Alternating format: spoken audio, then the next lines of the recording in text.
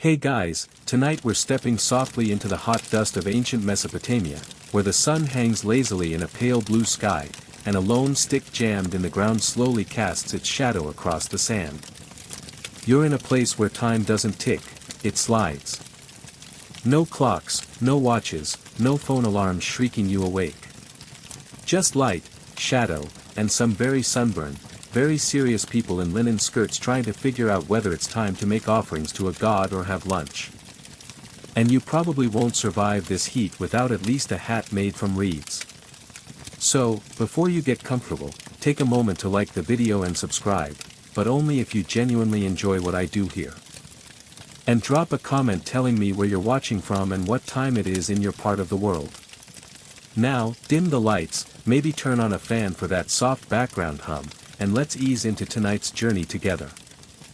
You trudge through the bustling outskirts of ancient Babylon, sandals flapping in the clay dust. Merchants bark prices in a language full of throat-clearing noises, and camels grunt under woven sacks of dates. You glance up at the sun, it's roasting you alive, and wonder how these people knew when to rest, when to pray, or when to pack it all up and head back to their reed-walled homes. There it is. A stick in the ground. A long shadow stretching east like a skinny, sleepy finger. This isn't just a stick. It's a gnomon, and no, that's not the name of someone in your group project who never shows up. It's a time-telling device. Probably the earliest kind of sundial used in Babylon, and quite literally just a vertical rod. As the sun moves westward across the sky, the shadow it casts moves clockwise, or whatever past 4 clockwise, if 4 clocks existed. That movement gave early Babylonians something utterly magical, a rough way to divide the day. And not just in two, morning and night. They began to notice patterns, subtle shifts in where the shadow pointed depending on the time of year. Shadows were longer in winter, shorter in summer.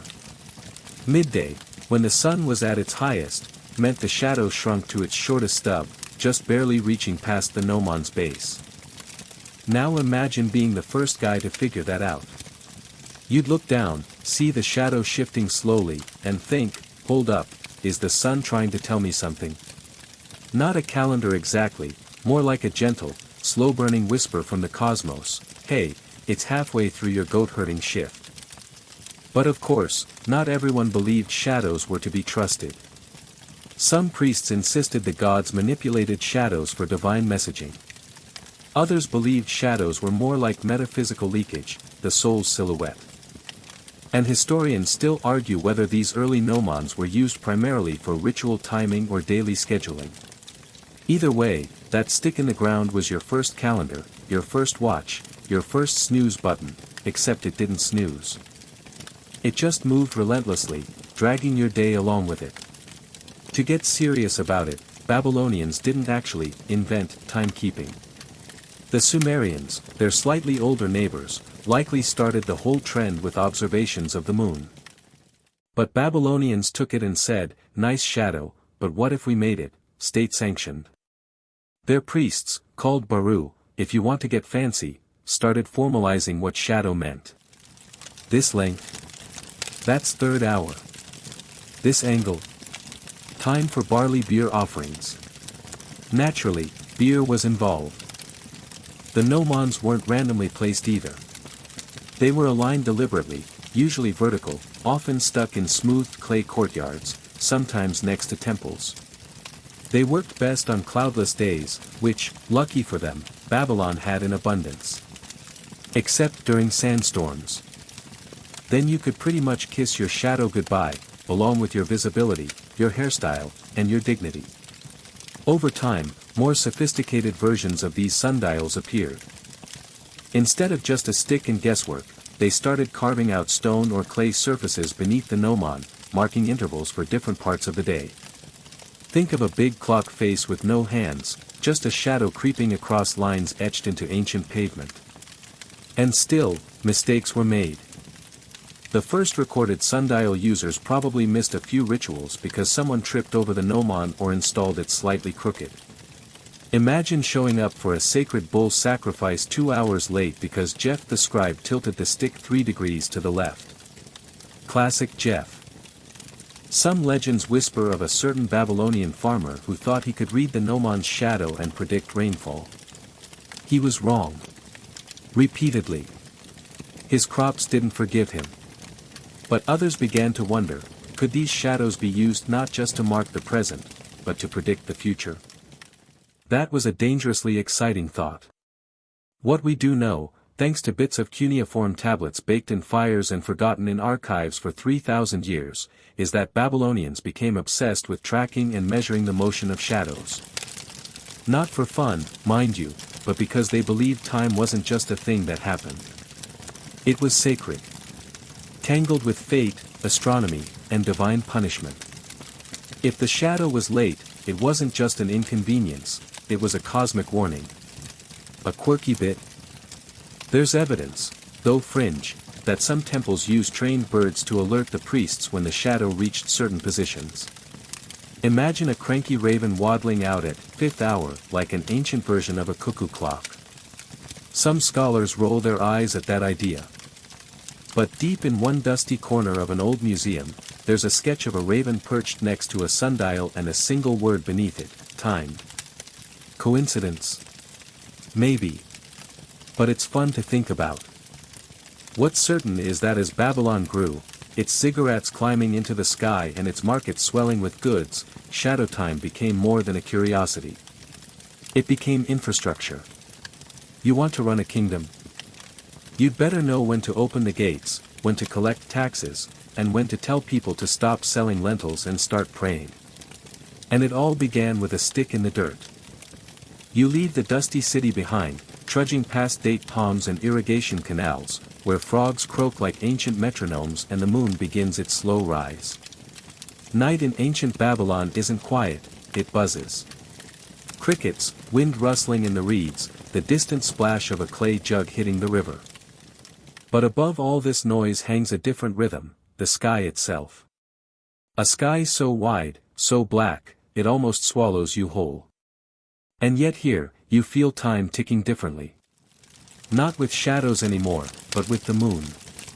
The Babylonians, like their Sumerian cousins, were absolutely moon-obsessed. Imagine lying on a woven mat outside your home, belly full of lentils, gazing up as the moon waxes just a little fatter than it did the night before. You squint, mumble something about Ishtar, and maybe, just maybe, you realize something monumental, this glowing orb repeats itself. Every 29 or so nights, it starts over. That's more reliable than Jeff's crooked sundial, isn't it? So you start counting. Early Babylonians didn't have weekends, but they did have moon days. The full moon meant offerings. The new moon meant ominous quiet. Lunar phases became the scaffolding for their earliest calendars, long before someone dreamt up the 7-day week.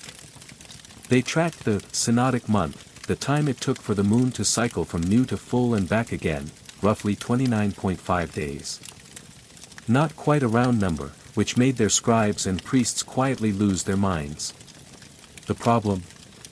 That half day. It meant their months wobbled, mathematically speaking. And historians still argue whether the Babylonians rounded up, averaged it out, or just lived with the drift. Either way, lunar months worked, for a while. Here's where it gets delightfully weird, they believed the moon had moods. If it appeared unusually dim, it was sulking. If it rose late, it was offended. One clay tablet even implies that a partially clouded moon meant someone in the city had insulted a god, probably during one of those barley beer-fueled rants. So naturally, they consulted the priests, who consulted the stars, who consulted the moon, and the moon always said, "Try again tomorrow." And they did. Priests began recording lunar cycles on clay tablets. Picture someone hunched by lamplight, stylus in hand, painstakingly etching little wedges into soft clay while muttering things like, "third crescent, moderately plump." Their tables charted not just when the moon would wax and wane but also when eclipses might occur.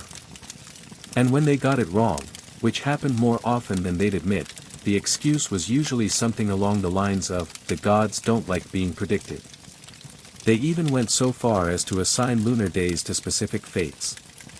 Day 7. Good for weddings. Day 14. Bad for baking. Day 19. No one agrees what happened on day 19, but people avoided it like undercooked lamb. Scholars today still pore over these cryptic omens, trying to decode whether they were spiritual guidance or just early attempts at crowd control. And remember those moonlit chats? The Babylonians were big on stargazing parties. Only they weren't casual hangouts, they were temple-backed observations. Groups would gather on ziggurats, those towering pyramid-like structures, to watch the sky. You'd think it was romantic. It wasn't. Mostly it was cold, and you'd get yelled at for blinking at the wrong moment. But if the moon disappeared behind clouds at a crucial point in its cycle, everyone gasped like it was a failed magic trick. Of course, not everyone agreed on what the moon was for. Some argued it measured divine favor. Others thought it was a glowing sheep sent by the gods to patrol the night.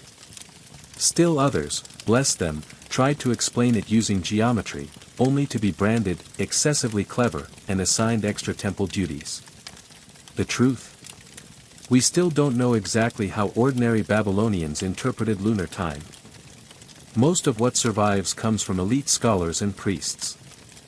But one quirky artifact, an old calendar tablet found in a broken jar, includes personal notes like, "Good day for honey," and "Avoid father-in-law." Suggesting someone, somewhere, was using the moon not just to track rituals, but to plan daily life. Lunar Google Calendar, if you will. By the time Babylon hit its golden age, the lunar calendar was deeply entrenched. Months began with the first visible crescent moon, always a moment of drama, especially if clouds messed things up. A missed crescent could throw off the entire city's schedule. Imagine thousands of people asking, "Wait, is today still the 29th?" and having to wait for some temple guy to squint at the sky and say, "Yup, still dark." And oh, the arguments. One famous priest, Nabonassir, reportedly claimed that the calendar was drifting so badly that festivals were falling in the wrong seasons. Spring rites were showing up in winter. Cows were giving birth on sacred fast days. Chaos. But did anyone listen? Of course not. Not until Nabonassir invented an updated lunar cycle system that, yes, even included leap months. That's right, leap months. If you thought adding one day every 4 years was tricky, try dropping an entire extra month into your religious calendar. Surprise! It's 2nd March. So while sundials worked for the day, the moon worked for the longer rhythm. One gave you hours. The other gave you months. Together, they stitched a soft, moonlit net to catch time as it slipped by. Some even believed the moon's cycle controlled human fertility, crop growth, and dreams. The dream thing is still debated. But if you had a nightmare on a full moon, you were supposed to offer a slice of bread to the temple and sleep with a figurine under your pillow. Probably uncomfortable, definitely ineffective. Still, moonlight mattered. You watched it wax, swell, soften, vanish. You felt time not in numbers, but in phases, slow, glowing, silent. In a world without streetlights or digital clocks, the moon was your companion, your calendar, and, if you were lucky, your flashlight home after a particularly long evening of stargazing. And above all else, the moon, like that stubborn sundial back in the city, reminded you of something deep and oddly comforting: that time doesn't need to rush. It just needs to repeat. You're standing at the base of a ziggurat now, sandals caked with dried river mud, your neck craned back as you stare up at this tiered mountain of baked brick. Each level rises squarely, each stair carved for the feet of priests, astronomers, and the occasional goat that just couldn't resist. This isn't just a monument. It's a cosmic staircase, a literal and spiritual connection between earth and the heavens. And at the very top, time is watching you. Babylonian ziggurats weren't just for showing off, though let's be honest, they did that very well. These towering structures also served as observation posts. From their dizzying summits, you could track the stars, the sun, and the ever-judgy moon. More importantly, you could look down on the flat city below and feel like you were part of something much, much larger. Now, let's get to the star of tonight's episode, pun very much intended. The stars themselves. If the moon gave Babylonians months, and the gnomon gave them hours, then the stars gave them seasons.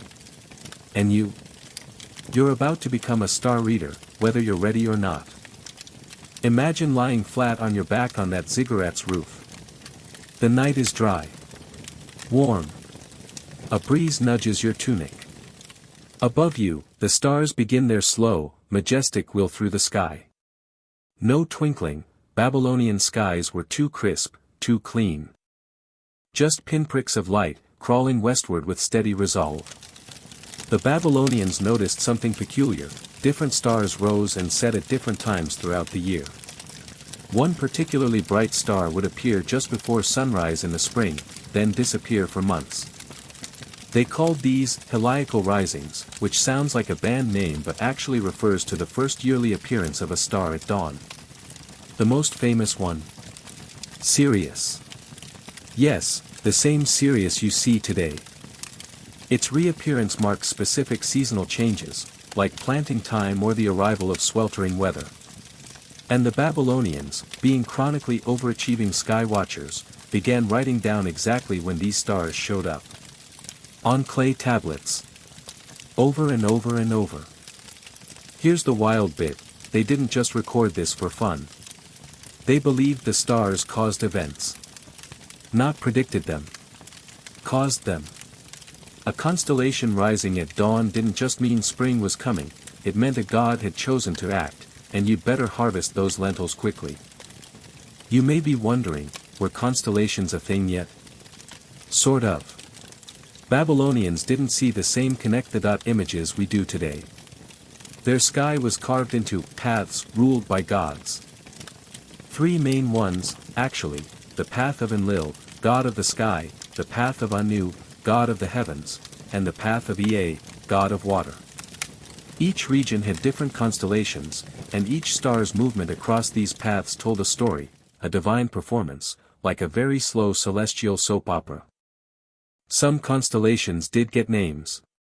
The furrow represented the goddess Shala and probably aligned with what we now call Virgo. The Great Twins were precursors to Gemini. And the Scorpion? Well, let's just say that one never stopped being terrifying. And yes, star maps existed. Sort of. The mul.appin tablets are among the oldest known astronomical documents. Think of them as clay cheat sheets filled with rising times, star positions, and seasonal markers. Scholars still drool over them. Historians still argue whether they were purely observational or deeply mystical. Most agree, a little bit of both. After all, if your entire civilization believes that Jupiter moving too quickly means your crops will fail, you're going to keep one paranoid eye on Jupiter. Now for a truly quirky tidbit. There's evidence that some Babylonian astronomers assigned personalities to stars. Like, that one's cranky. Don't look directly at it. Certain stars were favorable, others malignant. If a hostile star rose during your birthday month, congratulations, you were going to be a problematic child. Probably left-handed. But this wasn't astrology yet, not fully. That part's coming later. Right now, you're looking at raw star data. Numbers. Patterns. Glimmers on a schedule. Priests recorded how long each star stayed above the horizon, when it reappeared after vanishing behind the sun's glare, and how bright it shone. Some even tried to predict which ones would fade during storms, as if weather was written in the sky. And here's the kicker: they were pretty accurate. Not perfect, but accurate enough that modern astronomers, thousands of years later, can compare ancient Babylonian records to current star data and go, huh. That's actually right. It's like someone from 600 BCE correctly guessing when your next solar eclipse will happen, and being within a few days of accuracy. One of their most impressive moves. Dividing the sky into 12 equal parts. Sound familiar? Yep, that's where the 12-sign zodiac eventually comes from. They didn't invent astrology as we know it, but they set up the grid. The backdrop. The stage for everything that followed. But their timekeeping goals weren't just cosmic. They needed to know when to plant barley, when to start temple fasts, and when to prepare for flooding. And unlike the gnomon, the stars could warn you months in advance. They were like a slow, glowing weather app, one that updated nightly, and required no Wi-Fi. Of course, not all stars cooperated. Some blinked unexpectedly. Others shifted subtly, defying predictions. One comet appearance in 613 BCE freaked out the entire city so badly that the king paid triple for a sacrifice of perfectly white oxen. Were the gods angry? Or just showing off? Historians still argue whether these celestial anomalies were treated as prophecy or miscalculations. But either way, the message was clear, even the stars weren't entirely predictable. Which, frankly, made them even more powerful. So there you are, on top of your ziggurat, eyes blurry, jaw slack, watching the stars spin. You think about time differently now. Not as numbers on a screen or buzzes in your pocket, but as something slow, vast, and breathtaking. You measure it not in seconds, but in risings. In gleams. In the quiet certainty that Orion, or the true shepherd of heaven, as the Babylonians called him, will always return to guide the sky. And maybe, just maybe, he'll tell you when to harvest those lentils. You wake up stiff from your stargazing nap, still half-curled on that ziggurat rooftop, blanket tangled around your legs, a beetle making suspicious eye contact nearby. Morning's arrived. The sky glows in faint oranges and yellows, and the shadows grow long again, just like yesterday. Just like every day. And once more, Babylon's timekeepers rise to meet the sun with their ancient obsession, measuring its journey, shadow by shadow. You stretch and squint at the nearest sundial, though it's more of a makeshift gnomon, a stick in the ground, its shadow crawling slowly west. It's humble. But humble things have a funny way of changing history. By now, the Babylonians had gotten very cozy with this whole shadow as clock idea. In fact, they began experimenting with more than just sticks. Some bright soul took a flat surface, etched lines into it, and planted a vertical rod in the middle, boom, a rudimentary sundial. And just like that, the day was no longer one big, blurry block of sunlight. It had parts. Segments.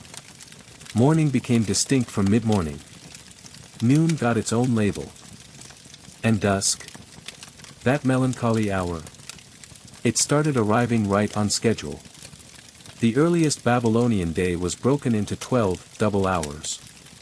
Each one wasn't fixed in length, because, surprise, they were based on the changing angle of the sun. Winter hours stretched longer, summer ones zipped by. Historians still argue whether these hour lengths ever frustrated people trying to schedule a goat exchange at the 5th hour. Probably.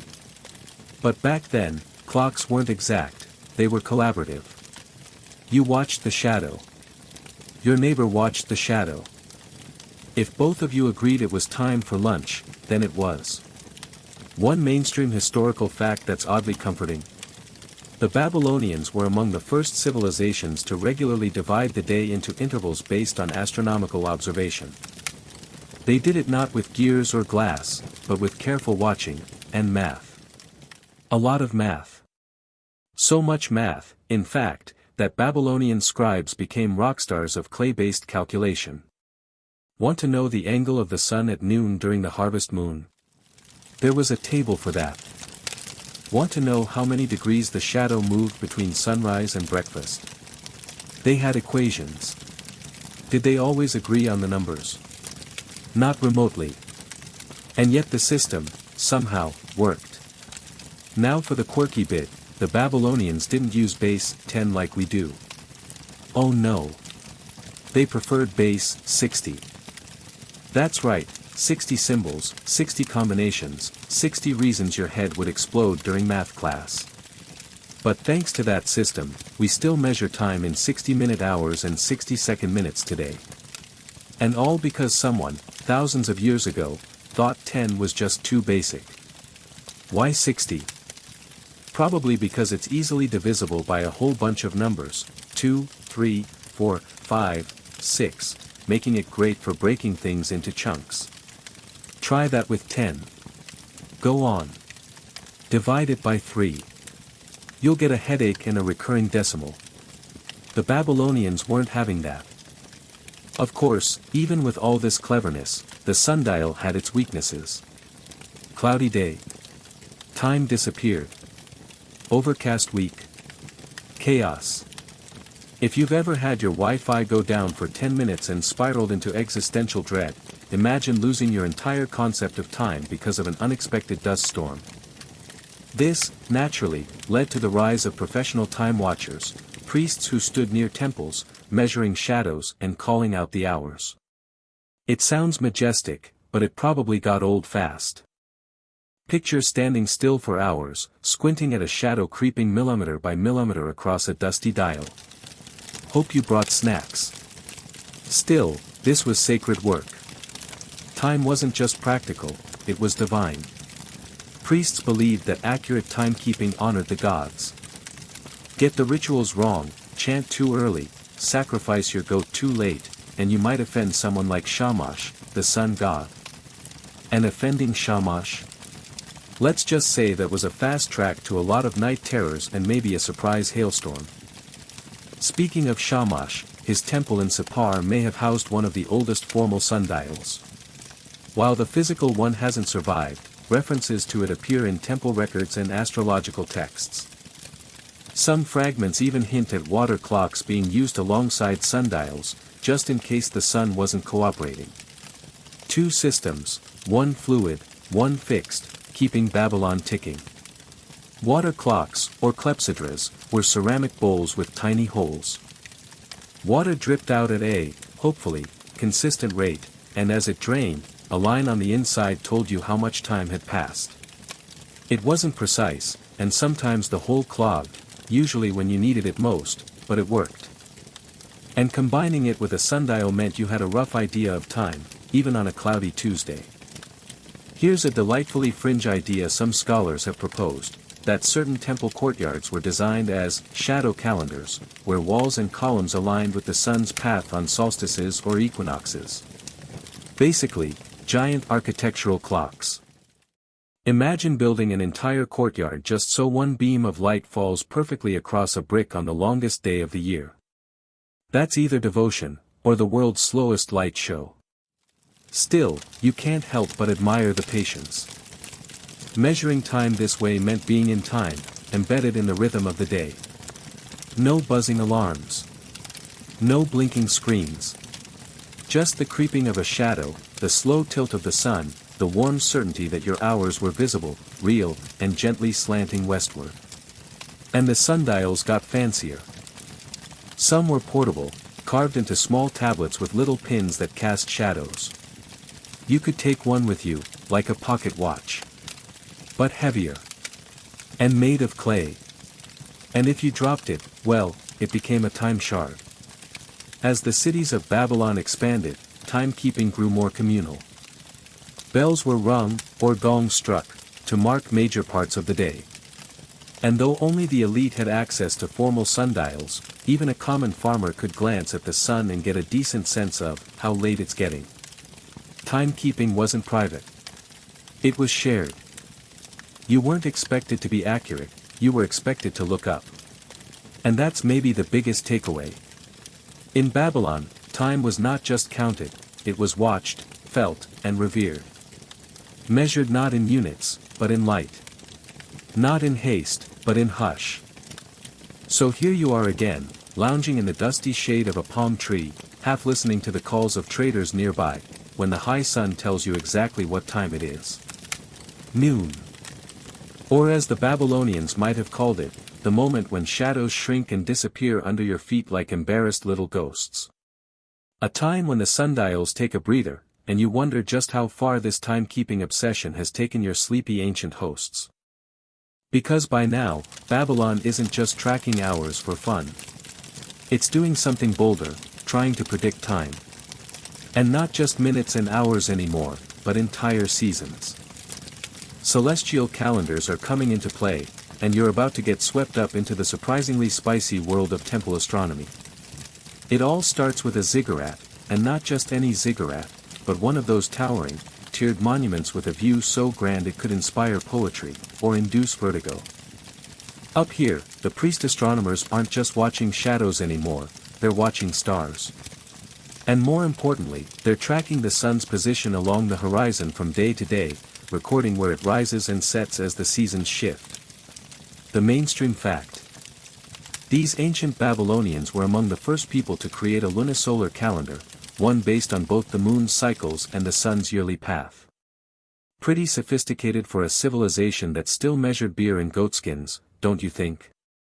And here's where it gets even better. Their calendar had 12 months, each beginning with the first visible crescent moon after a new moon. If the moons didn't match the solar cycle neatly, which, spoiler alert, they never do, the Babylonians would toss in an extra month now and then like a surprise encore. Imagine your year ending and someone says, wait. Bonus February. That's how they kept the seasons aligned without digital spreadsheets or Google reminders. But keeping track of the moon isn't easy, especially when it likes to play peekaboo behind clouds or vanish completely during eclipses. That's why Babylonian astronomers developed tables, yes, clay tablet spreadsheets, that recorded past lunar events to help predict future ones. Imagine a room full of scribes muttering about cloudy nights and overdue eclipses, elbow deep in cuneiform calculations. And let's not forget the Enuma, Anu and Lil, one of the oldest known collections of omens based on celestial phenomena.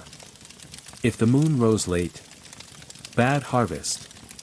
If it glowed too red, political upheaval.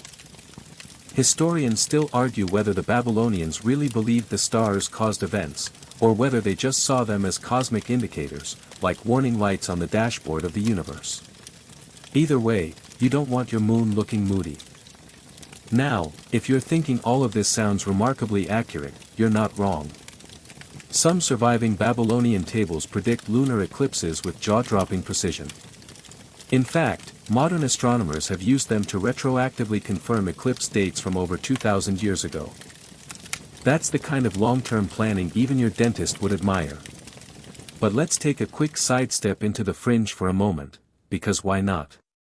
There's a theory, hotly debated, that some Babylonian timekeepers used complex gear-based devices long before the famous Greek Antikythera mechanism.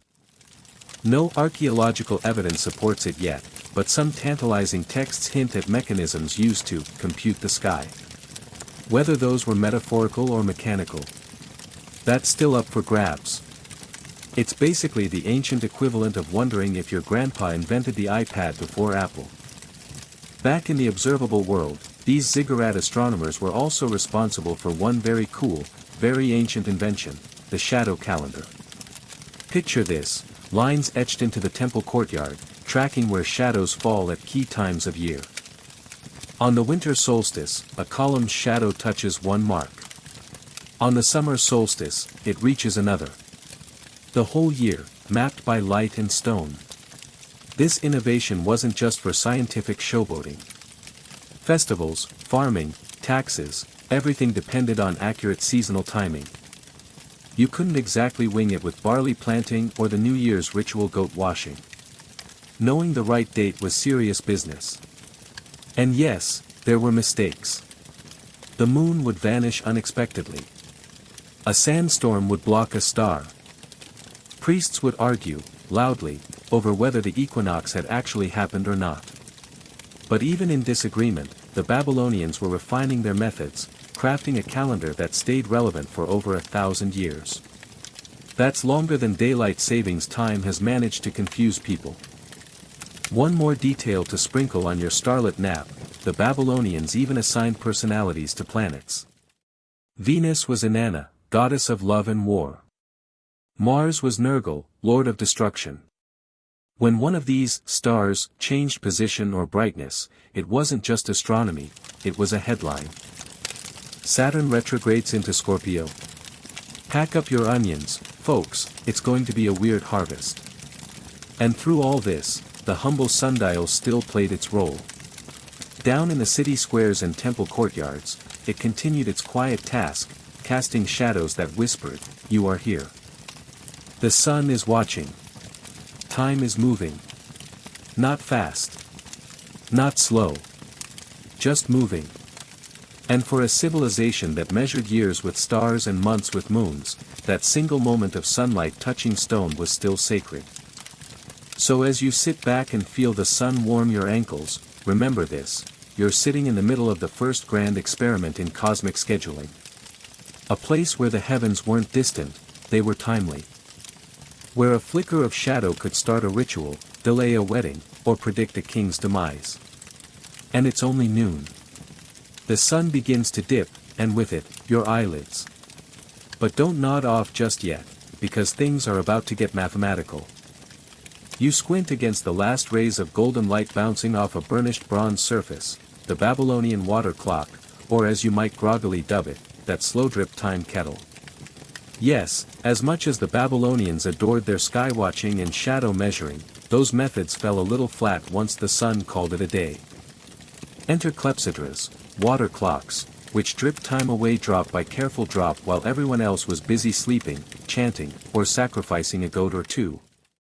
Picture this: a round ceramic bowl with a pinhole at the bottom, filled with water.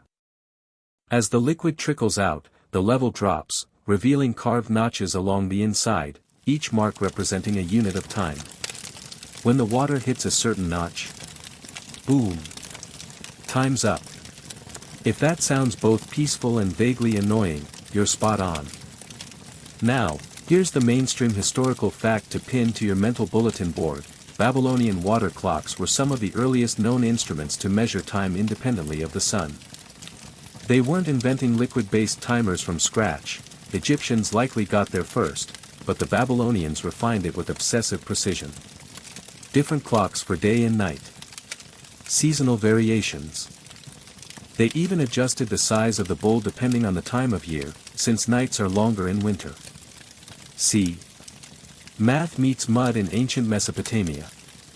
And like all good inventions, the water clock was both practical and magical. It let priests keep track of nighttime rituals and star sightings. Soldiers could change guard shifts without missing a beat. And bureaucrats, oh yes, the pencil pushers of the past, used them to regulate work shifts, speeches, and city meetings. Sorry, Nabu, your time's up. The water's gone. Brutal but fair. Fringe fact incoming: brace yourself. Some fringe scholars suggest that these clocks weren't always based on water. There are scattered inscriptions hinting at sand, mercury, or even oil being used instead, especially in sacred or elite contexts. Mercury, by the way, is not something you want to casually spill, even in ancient Babylon. Which might explain why mainstream historians treat that theory like an awkward uncle at a wedding. Interesting, but please sit in the corner. The water clock, humble as it sounds, opened doors to all kinds of scheduling wonders. Courtroom sessions could now run on time. Religious rites occurred at the correct hour even if clouds threw off sundial readings. And don't forget the astrologers, they needed exact intervals to chart planetary positions. Imagine being told your horoscope is off because someone's bowl ran out early. You're not a Leo anymore, Dumuzi. You're a confused Cancer. Sorry. Historians still argue whether Babylonian water clocks were standardized across temples and cities or more of a local flavor situation. One priest's quarter hour could be another's oops, I missed moonrise. We do know that clocks found in different regions vary significantly in design, some with outflow mechanisms, others collecting water instead. The debate continues, like, well, a slow drip. As you shuffle forward in time, something subtle unfolds: Babylon's deeper philosophy about time. To us, time is a straight line, a relentless conveyor belt dragging us from birth to taxes. But for the Babylonians, time was circular. The year repeated itself. Lunar months cycled back. Even hours reset with the rising of the sun. You weren't racing toward the future, you were looping through a cosmic spiral. This cyclical view meant the clocks weren't just measuring, they were echoing. The water didn't just fall, it returned to the bull. The shadow that stretched westward would rise again to the east. Even omens repeated in patterns. A red moon today might mean famine, just as it did 50 years ago, or 500. And speaking of loops, remember our old friend the sundial? It still had a role to play at twilight. As the sun sank, timekeepers used its final shadow to calibrate the water clocks, syncing night to day with as much precision as clay and gravity allowed.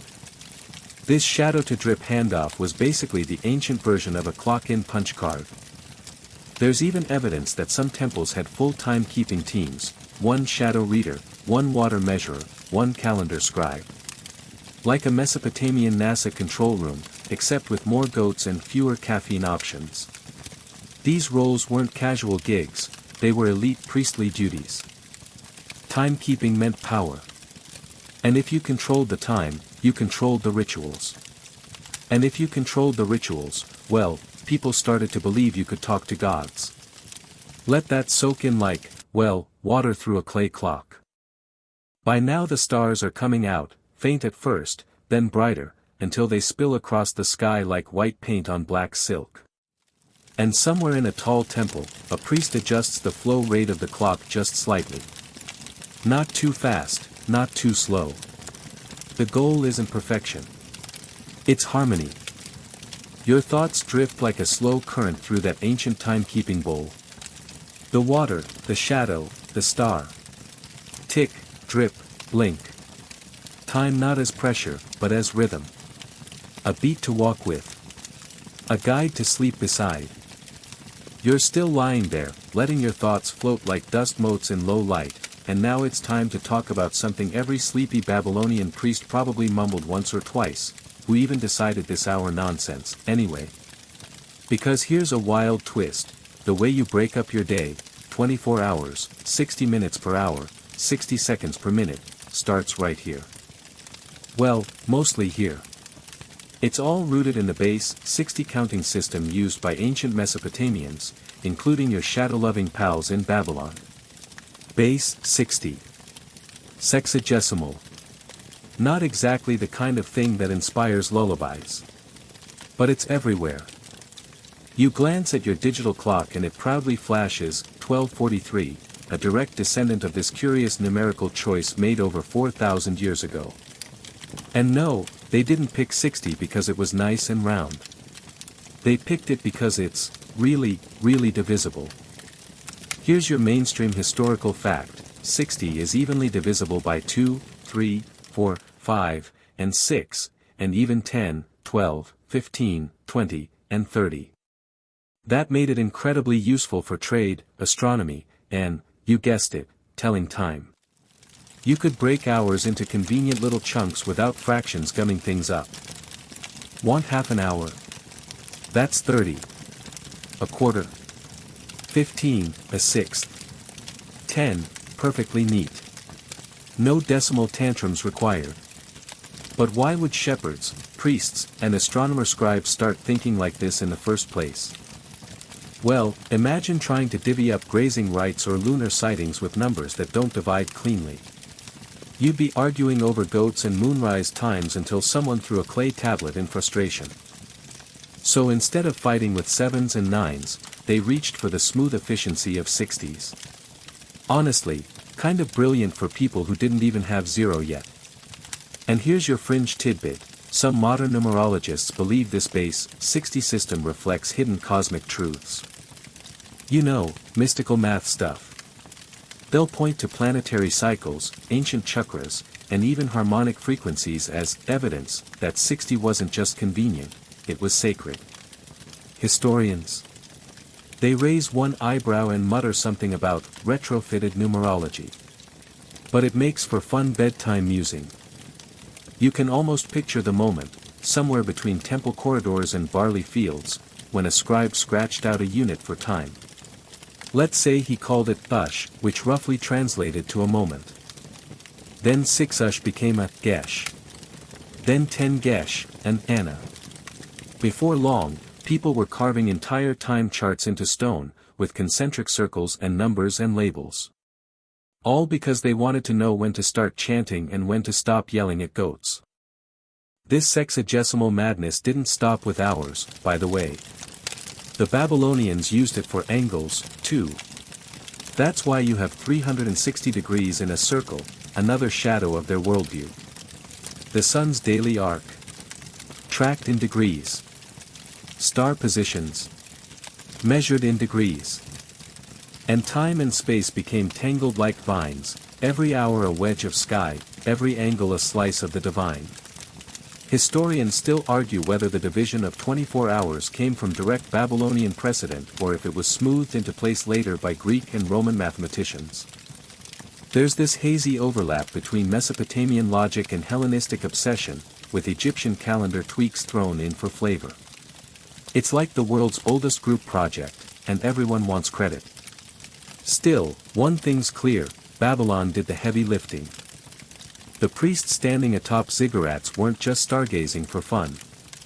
They were building a framework, one shadow mark at a time, so that, centuries later, your smartwatch could buzz at you for skipping a meeting. And maybe that's the weirdest part, how a civilization that measured time with shadows and dripping water ended up shaping your deadlines, your bus schedules, your microwave popcorn setting. From ziggurat to Zoom, you're dancing to Babylon's beat. Now, before we drift too far off, let's revisit a scene. A priest stands in a high tower, a bronze stylus tucked behind one ear, his tablet etched with precise intervals. He checks the sky, adjusts a dial on a water clock, and glances down at the ground where a younger apprentice marks a sundial's morning shadow. Everything fits. The math holds. The stars align. Time isn't ticking, it's flowing, circling, looming. Meanwhile, you turn your head slightly on the pillow, watching shadows stretch across your room. A tree branch sways. A curtain ripples. Time, still sneaky, still Babylonian at heart, nudges you softly forward. Because here's something you maybe never noticed, 60 isn't just a number. It's a rhythm. It's the time between heartbeats.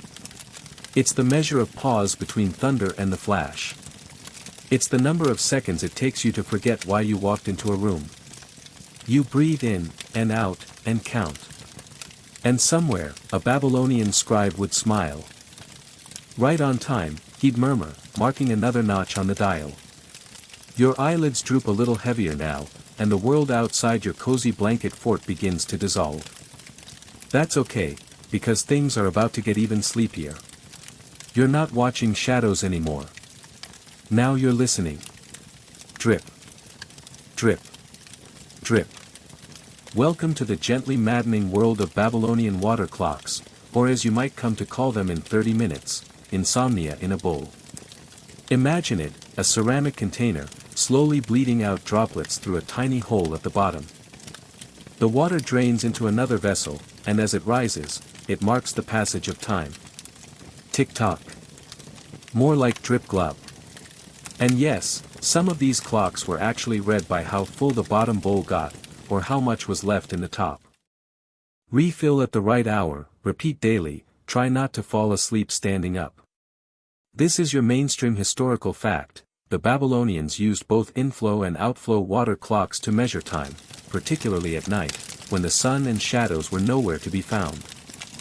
These clocks, called clepsydras by the Greeks later, became especially important for night watches, temple rituals, and, dare we say it, timed naps for priests. Now, imagine you're that night shift priest again. Up on the tower. Stars twinkling. Owls hooting. You huddle near the flickering lamplight, checking your water clock to make sure it's been 1/3 of the night before the next psalm. And all you hear is the slow, hypnotic drip, drip. You think to yourself, there's no way this counts as science, but oh, it does. Sort of. The rate of flow was consistent enough, at least for the purposes of dividing a night into watches. But here's the frustrating thing, temperature changes the viscosity of water. Evaporation messes with measurements. Sediment clogs the spout. Even clay warps a little under pressure. It's basically the world's first timepiece and an accidental stress test. Now here's your quirky tidbit: some Babylonian water clocks weren't just bowls with holes. Archaeologists found references to decorative clepsydras shaped like lions, frogs, or even squatting dwarfs, with water emerging from the most, anatomically specific places. That's right, imagine a timekeeping frog urinating into a bowl to help a temple priest schedule his midnight chant. Kind of magical. Kind of hilarious. Kind of exactly what you need to picture right before sleep. And while that slow drip was functional, it was also symbolic. In Babylonian thought, water meant life. The Tigris and Euphrates birthed their entire civilization. So when you measured time with water, you weren't just observing time pass, you were watching life slip away in precious droplets. Poetic, right? Also, mildly existential. Which brings us to a softer point. Historians still argue whether the Babylonians invented water clocks independently, or whether they borrowed the idea from their neighbors in Egypt.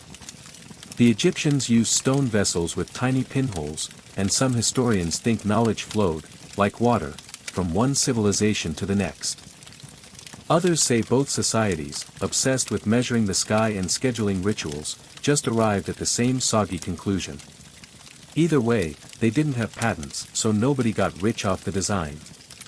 There's even debate over the calibration of these clocks. Did they really measure hours?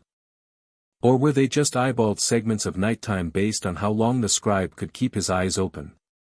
Some records suggest different clocks were used in different seasons. Because, of course, night is longer in winter, and the Babylonian priesthood wasn't going to let something as inconsistent as nature ruin their midnight chorus. But that leads to something dreamy, almost musical, in the way they adapted. Babylonian time wasn't rigid, it flowed. It stretched and shrank with the sun. Your third hour of night in winter could be 80 minutes. In summer, maybe 40. You didn't measure life in fixed chunks, you measured it by light, dark, song, and silence. And now you're back with the priest again. He watches his frog clock with half-lidded eyes. He stirs the oil lamp. He adjusts his ceremonial sash, probably itchy, probably goat wool. The water glugs softly behind him. Another mark on the tablet. Another fraction of the infinite night measured and passed. You shift on your pillow and listen for your own version of the water clock. Maybe it's the hum of your fan, or the low throb of a distant car. Maybe it's your breath. Maybe it's your thoughts. Time passes, soft as mist, measured not in hours but in the rhythm of memory and imagination. You wonder, if someone made a water clock of you, what would the water trickle through? Your spine. Your laughter. Your deepest regrets. Okay, maybe too philosophical. Let's rewind. More fun to picture a line of sleepy Babylonian priests, each with a decorative bowl, quietly racing to see whose lion head clock fills faster. Or maybe one particularly inventive teenager trying to prank his mentor by swapping the vessels at midnight and claiming an eclipse was early. The gods must be angry. No, Nabu, your lion's leaking again. Despite their flaws, these water clocks held on for centuries. Even as more precise sundials evolved, even as future empires rose and fell, the drip-drip rhythm stuck around. Because sometimes, the simplest tools carry the deepest magic. And when you're wrapped in a robe at 3 a.m., hoping your chant is timed just right, there's comfort in that slow, predictable, slightly absurd drip. So here's to the humble clepsydra, leaking, glugging, timing everything from temple chants to snores. And here's to you, wrapped in your blanket, head sinking further into your pillow. May your dreams flow slowly, steadily, just like time did, once upon a drip. The water continues to drip in your imagination, but slowly, it fades, replaced by something more solid. You blink, dreamlike, and now you're squinting at a tall, carved stone in the dusty sun. Not a shadow-casting obelisk this time, but a monument meant to remember time, not measure it. This one's different. It's not just for tracking hours, it's for locking time in place.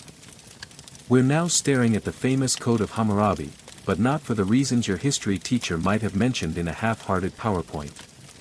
Tonight, you aren't interested in the punishments for livestock theft or the eye for an eye stuff. You're here for the way time gets frozen into stone, and how Babylonian laws weren't just rules, they were time capsules.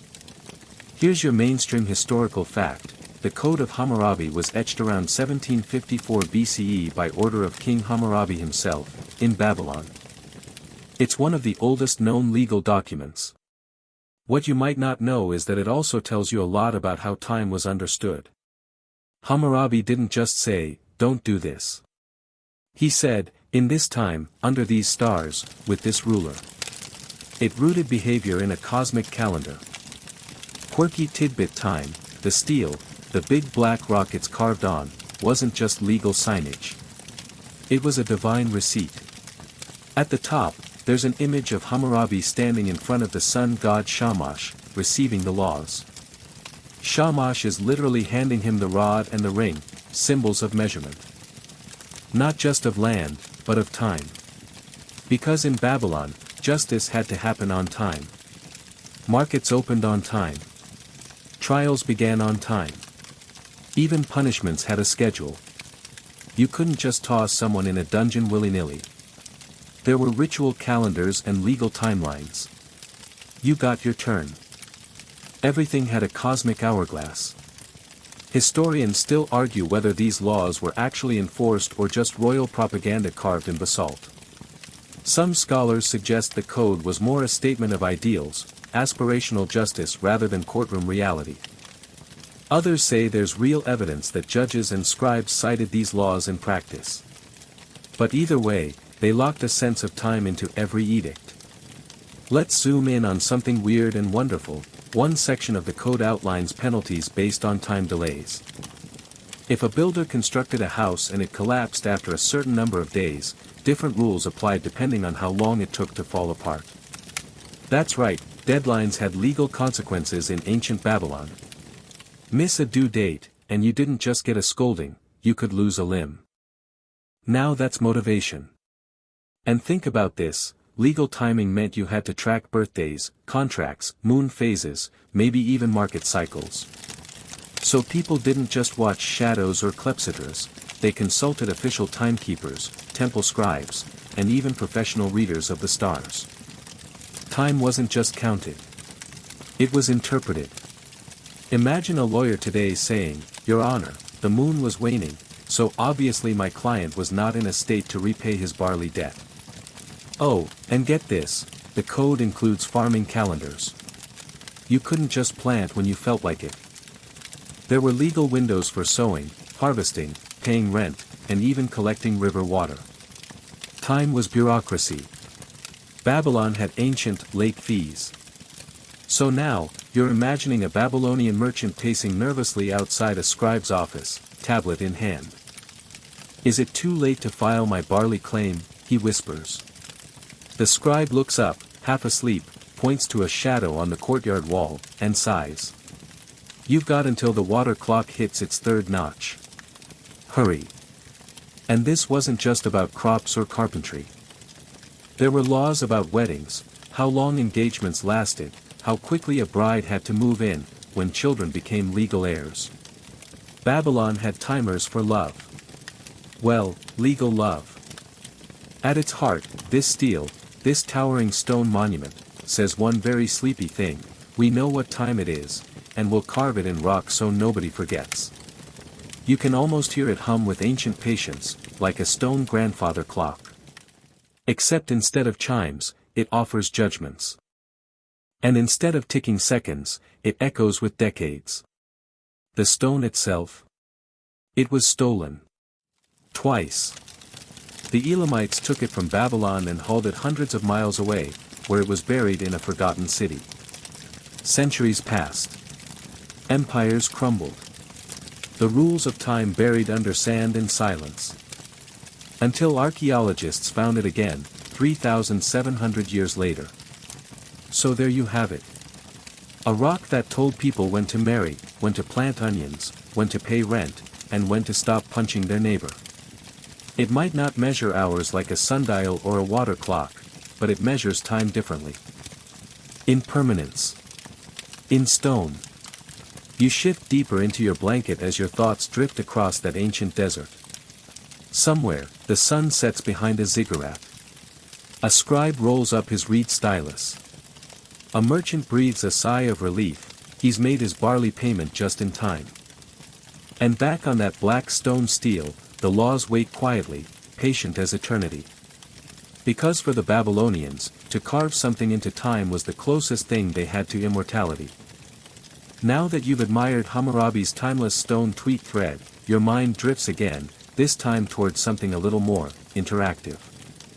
Less about laws etched in stone, more about the daily rhythm of Babylonian life. You imagine yourself in the bustling heart of a market square at dawn. The air smells like warm dates, dust, and maybe a hint of fermented fish. A donkey brays, someone yells about lentils, and, somewhere nearby, a crier proclaims that the temple gates have opened. That means it's time. But how does everyone know it's time? There's no bell tower, no iPhone notification, no neon signs blinking open. You peer up toward the towering ziggurat looming above the city, the Temple of Marduk, perhaps, and there it is, a sunbeam sliding down its stepped face like syrup, aligning just so. The shadow has fallen into place. This, sleepy traveler, is a city scheduled by shadows. You see, Babylonian life, especially in the cities, ran on predictable, repeatable cues. When the shadow of the temple reached a certain brick, the market opened. When it crept past a notch in the palace courtyard, the guards changed shifts. And when the sun hit the top of that weird fish-headed statue just right, time to start cooking dinner. Maybe. Here's your mainstream historical fact: Babylonians built their urban spaces to interact with light. Temples, gates, courtyards, all often designed with orientation in mind. These weren't just random stone piles. They formed a giant, living clock face that unfolded across the day. Ziggurats themselves may have functioned, in part, as rudimentary solar calendars, casting long shadows during solstices or reflecting key celestial events. The quirky fringe tidbit. Some scholars believe priests in certain temples trained shadow readers, specialists who monitored how light moved across buildings. Basically, professional sundial whisperers. Imagine that job title at a party. Oh, I measure shadows. Like, metaphorically. Nope. Literally. These specialists might not have had Rolexes, but they knew when it was time for rituals, sacrifices, or naps. Okay, probably not naps, but let's pretend they penciled those in. Babylonian cities were governed not by clocks but by cues, ritual timing embedded in the environment. A temple drum might beat to signal mid-morning. The scent of fresh bread from temple kitchens meant the priestly classes had finished breakfast. A puff of incense smoke drifting from the ziggurat signaled that prayers had begun. Historians still argue whether these time systems were actually coordinated across the whole city or more localized, each neighborhood tuned to its own cues. Some suggest a kind of civic schedule may have existed, perhaps maintained by temple officials, who shouted updates or used visual signals, like waving cloths or releasing birds. Others think Babylon was more loosely structured, where folks just watched the sky and hoped they weren't late to the barley fair. Still, everything pulsed to the beat of solar movement. Time wasn't digital, it was relational. You knew it was time for supper not because of a number, but because the sun was brushing the top of the fishmonger's awning. The light in the alley shifted, and boom, it was twilight. Time to head home, barter done. Even courts may have operated this way. You weren't given a 10:30 a.m. hearing. You were told, come when the light hits the second column. If that doesn't scream punctuality, I don't know what does. But it wasn't all sunshine and ziggurat clocks. Clouds happened. So did sandstorms. And if the gods were feeling dramatic and hurled a dust storm your way, your entire schedule could be thrown off. That's where water clocks and lunar reckoning filled in the gaps, like cosmic plan Bs. And yet, despite their limitations, these environmental clocks offered something almost poetic. Time wasn't segmented brutally into 60-minute chunks. It flowed like daylight, flexing with the seasons. Days got longer, people adjusted. No one screamed into a phone because they missed a bus by 30 seconds. There were no buses. This flexibility made time feel less like a dictator and more like a dance partner. You moved with it, not against it. A delay wasn't always a disaster, it was just the sun being moody. Picture it, a potter squints up at the sky. I think I have 2 shadows left before the kiln's ready. His apprentice nods solemnly and returns to kneading clay. Precision wasn't the point. Harmony was. Now, let's toss in a little speculative fun. Some fringe theorists, armed with lots of enthusiasm and maybe too many coffee grounds, have suggested that some Babylonian buildings acted like light temples, where solar beams tracked seasonal changes in ultra-specific alignments. Think Indiana Jones, but with more reed sandals and less snake pits. While there's no proof of this, it's fun to imagine a room where, once a year, a shaft of light hits a carved lion's eye just right and boom, it's officially the start of planting season. Even if that's a stretch, the concept shows how deeply Babylonians engaged with natural rhythms. You weren't just living in a city, you were living inside a clock. Every wall, doorway, and pillar played its part. And now you, curled under your blanket, start to see the whole city breathing in time. A hawker lays out fish just as the temple's shadow hits the cobblestones. A priest raises his arms to the sunrise as pigeons scatter. Somewhere, a sleepy boy squints at the light outside his home and mutters, 5 bricks high. I've still got time before school. Of course, he doesn't say, school. But yes, Babylon had them. Don't worry, we'll get there. For now, let the idea settle over you like warm sun across clay walls, a city that tells time without speaking. It glows, it casts, it shifts, and you follow along, step by step, shadow by shadow. The sun dips lower, and as the light softens, you find yourself inside one of those ancient Babylonian homes. You're seated on a woven mat, watching a family prepare their evening meal by the flickering light of an oil lamp. The room smells of baked barley bread and dried figs, and somewhere outside, a dog barks lazily. Time here isn't counted by clocks or shadows, it's marked by routines, sounds, and daily rituals. Babylonian households were more than shelters, they were microcosms of time itself. Here, the passing of hours was felt in the rhythms of cooking, weaving, storytelling, and the rise and fall of conversation. Children laughed, women wove intricate reed mats, and men returned from the fields or markets. All acted according to an internal, communal clock, syncing their lives to the rhythms of the city and the cycles of nature. Your mainstream historical fact, Babylonian homes often had simple sundials or small shadow markers near their thresholds. While not as grand as temple ziggurats, these sundials helped families estimate the time of day, particularly for agricultural tasks or prayer times. Sundials were practical tools, but more importantly, they tied daily life to the sun's journey. Here's a quirky tidbit: some households kept a timekeeper in the form of a small ceramic oil lamp with calibrated marks inside. As the oil burned down, it indicated time elapsed, perfect for timing bread baking or regulating evening prayer.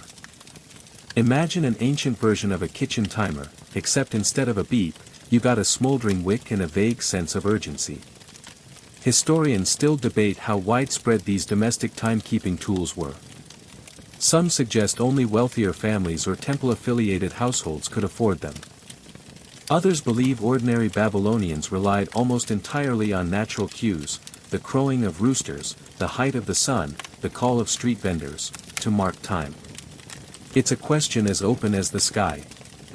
Speaking of open, here's a delightful oddity: Babylonian houses sometimes had small courtyards designed to catch sunlight precisely at certain times of day, illuminating a hearth or altar.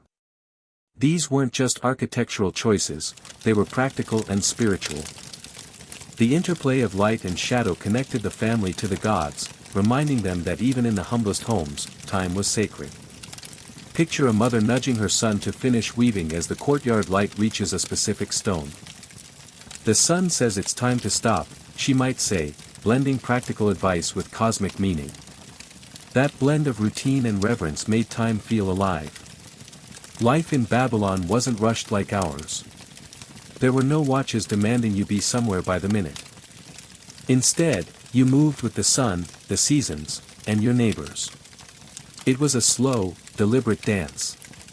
You might be late to a meeting by modern standards, but never out of sync with the world around you. As night deepens, the oil lamps burn lower, shadows lengthen, and the household settles into quieter rhythms. Stories begin, tales of gods and heroes, floods and stars, passed down to soothe and instruct. These stories, too, are a kind of timekeeping, linking generations through memory. And remember the water clock strip? Here in the home, it might have been replaced by the slow burning of the lamp's wick, the ticking of the hearth's fire, or the steady breath of those sleeping nearby. Time's passage became part of the senses, warmth, smell, sound, not just numbers. You close your eyes, feeling the softness of the mat beneath you, the faint scent of baking bread, the murmur of voices fading as sleep calls. You're part of this ancient rhythm, a tiny thread woven into the vast tapestry of Babylonian days and nights. As the stars emerge overhead, the city sleeps beneath their watchful gaze, and the cycle of time begins anew.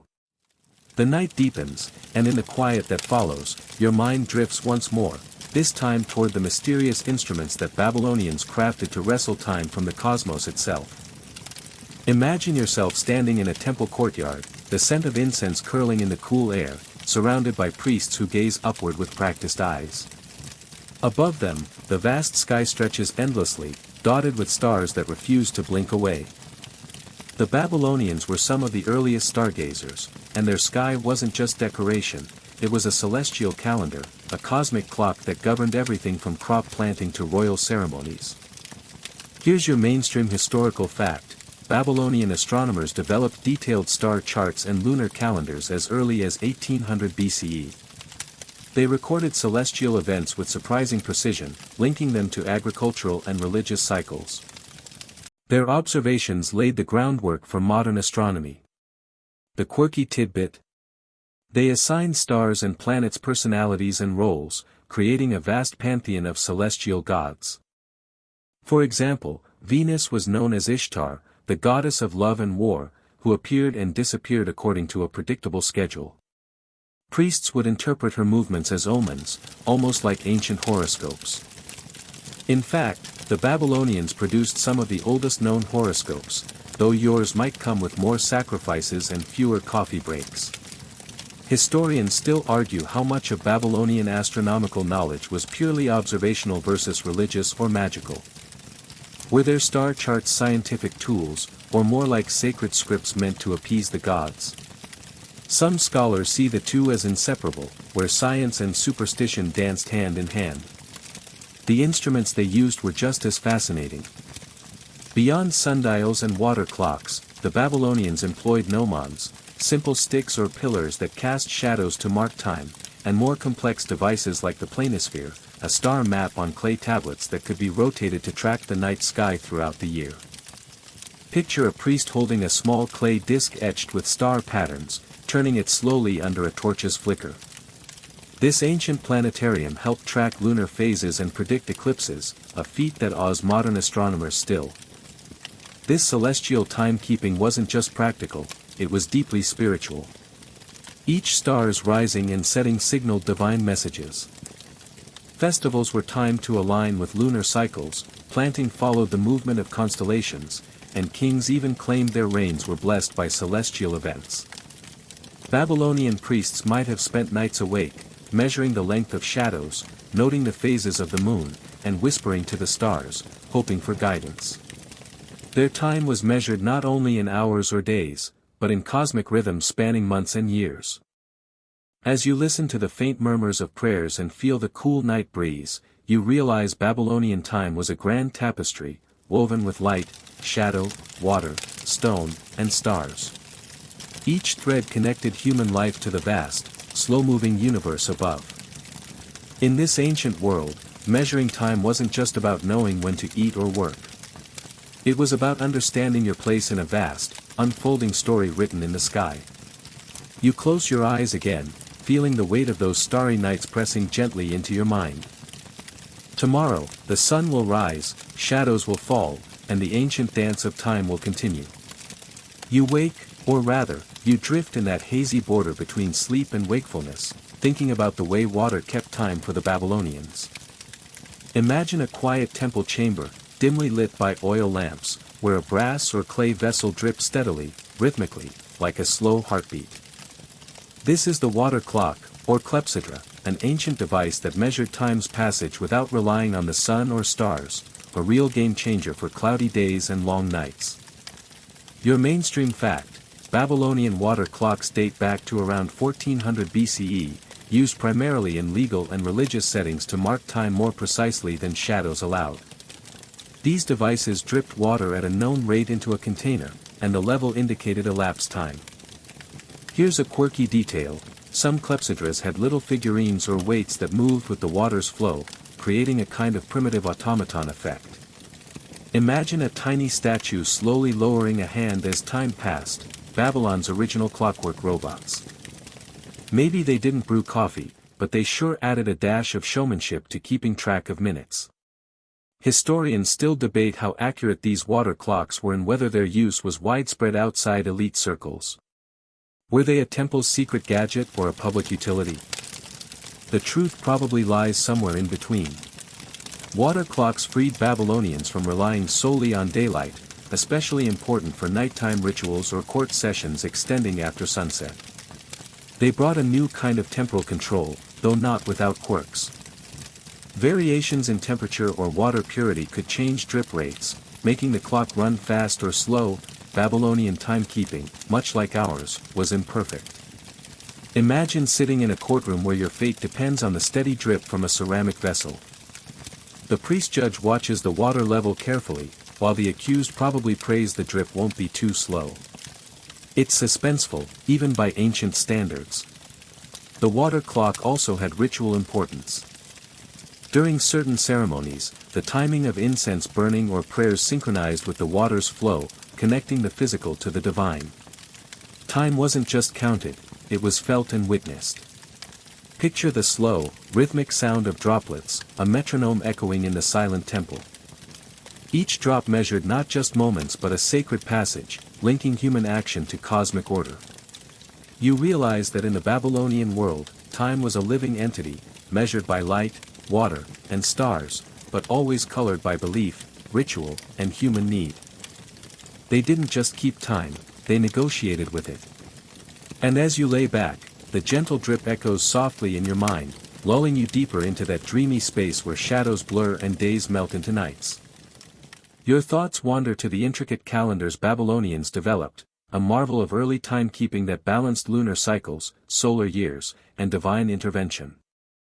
Imagine a scribe hunched over a clay tablet, meticulously carving out months and festivals, trying to tame the wild beast that is time. The mainstream historical fact here is that Babylonian calendars were lunisolar. They tracked the moon's phases but regularly inserted extra months to keep the calendar aligned with the solar year.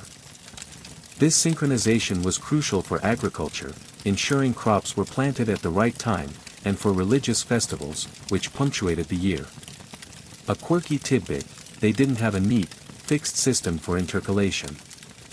Instead, the decision to add an extra month was made by priests based on observation, politics, and sometimes guesswork. Think of it as an ancient, time patch-up date that might happen whenever the priests deemed necessary. This made the calendar flexible but occasionally confusing, especially for common folk trying to plan weddings or market days. Historians still debate how consistently this intercalation was applied across different city-states and periods. Was it a standardized procedure, or did it vary wildly based on local customs or priestly whims? Some argue it was a centralized religious duty, others suggest a patchwork of local practices. Babylonians divided the lunar month into 29 or 30 days, beginning with the first visible crescent moon. Each month carried specific festivals and taboos. For example, the month of Nisan marked the new year and was celebrated with grand ceremonies welcoming spring's renewal. Imagine the anxiety of a farmer waiting for the priests to announce the new month. Without modern weather forecasts, those pronouncements were as vital as any agricultural report today. The calendar also had social implications. Legal contracts, tax collection, and political events were scheduled according to it. You didn't just pay your debts soon, you paid them by the full moon of the month Aru. Here's an odd detail: some months were considered unlucky for certain activities, much like our modern superstitions about Friday the 13th. These beliefs influenced everything from travel to childbirth. Time wasn't just a neutral backdrop, it was imbued with meaning and consequence. Babylonians even had festivals designed to reset cosmic order, aligning human society with divine cycles. These celebrations, timed to the calendar, were critical moments when time itself felt tangible, charged with power. As you imagine the cycles of months rolling out like scrolls, you appreciate the complexity and creativity required to hold together a society without digital clocks or printed calendars.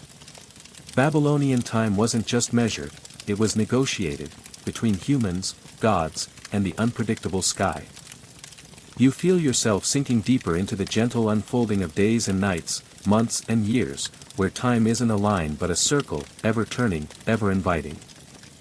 As your mind drifts further, you start to notice the subtler ways Babylonians measured time, through the changing seasons and the life cycles of the plants and animals around them.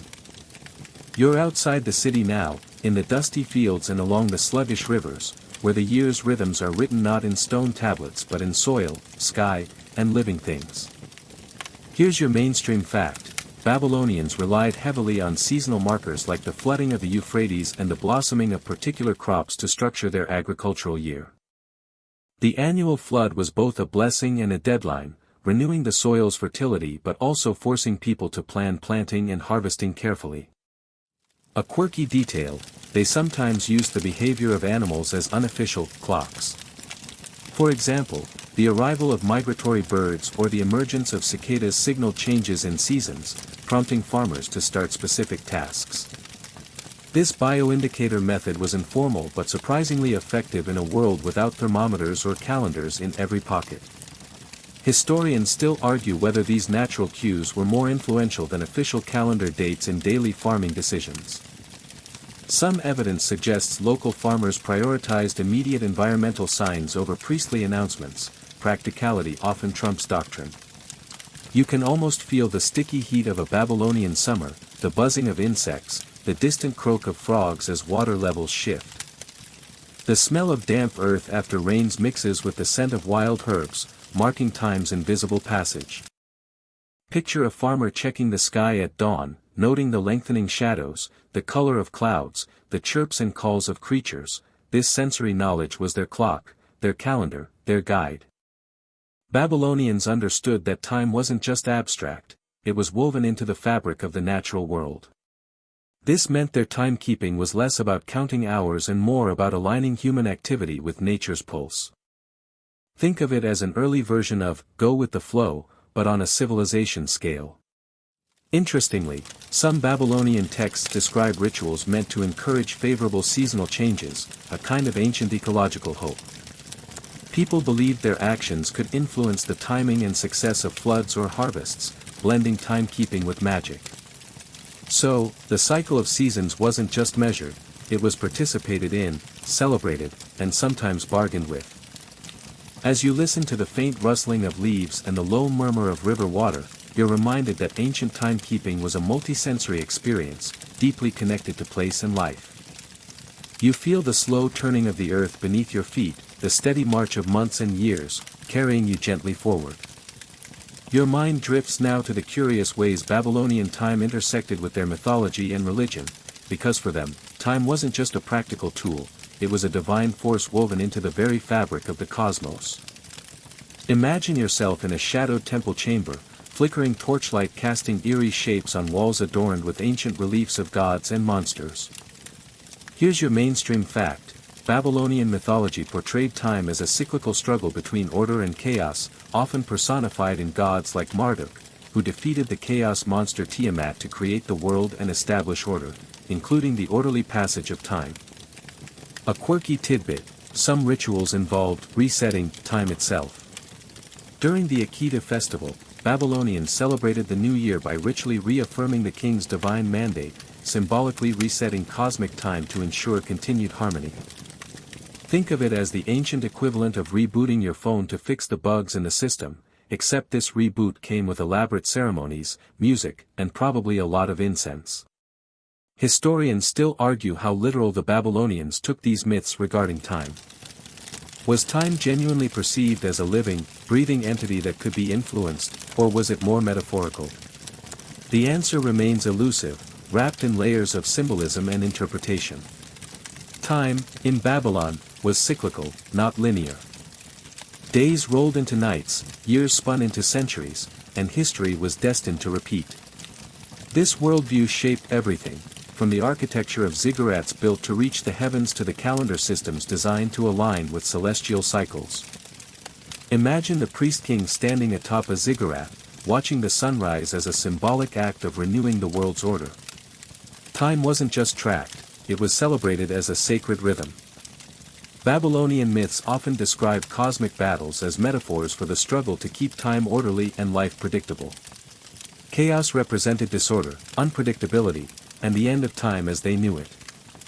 Picture the anxiety that might have accompanied eclipses or unusual celestial events, signs that this divine order might be threatened. Priests would perform rituals to restore balance, literally fighting back against the creeping chaos. This ancient dance between order and chaos gave Babylonian time a profound spiritual dimension. It wasn't just a measurement but a story, a battle, a divine gift, and a responsibility. As you imagine those dark temple halls, the chanting of priests, and the steady passage of sacred time, you're drawn into a world where every second is charged with meaning and mystery.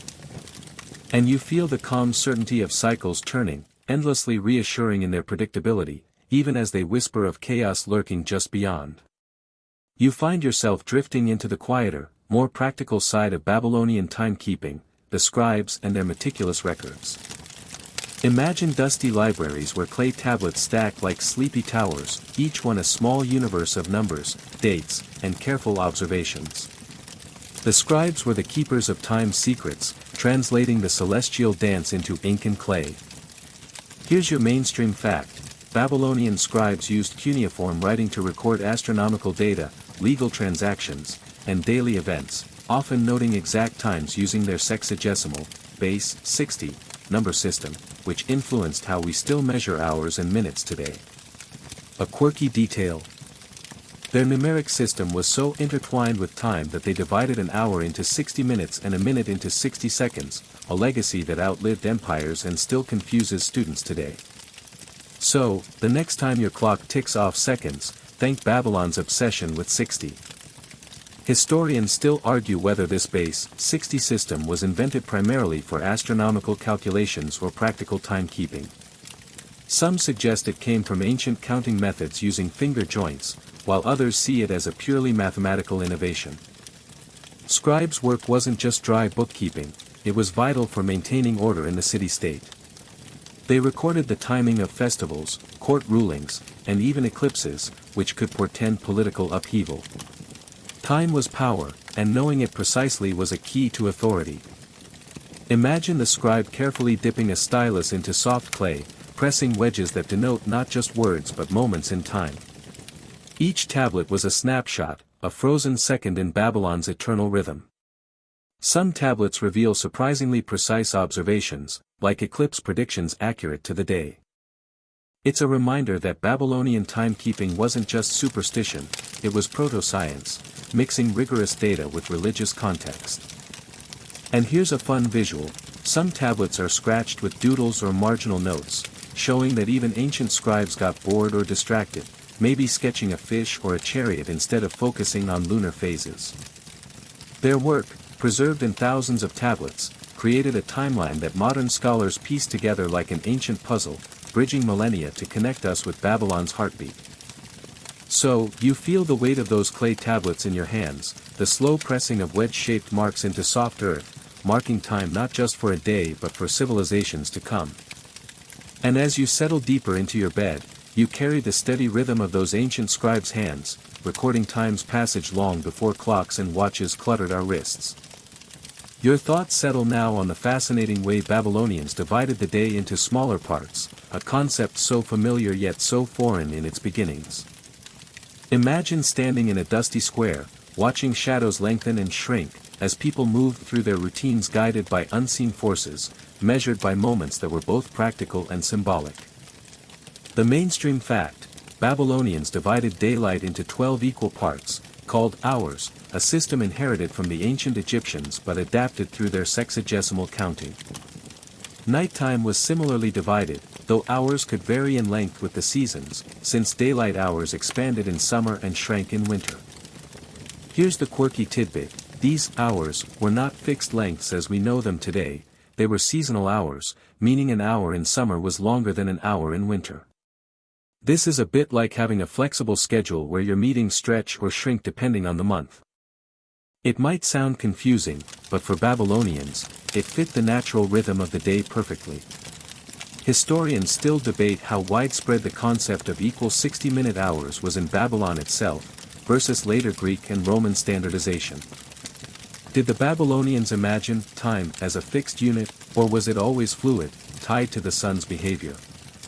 The idea of dividing the day this way was practical, important for scheduling temple rituals, market hours, and legal matters. Picture merchants timing their stalls opening to the slow crawl of shadows, while priests aligned prayers with specific hours. Interestingly, the Babylonians also used watch systems during the night, dividing darkness into sections for guards and religious ceremonies. These divisions weren't uniform but adapted seasonally, just like daylight hours. Imagine a nighttime watchman walking the city walls, marking time by the stars overhead and the position of the moon, his shifts governed by these ancient divisions. There was a rhythm to the night, even if it was less precise than modern ticking clocks.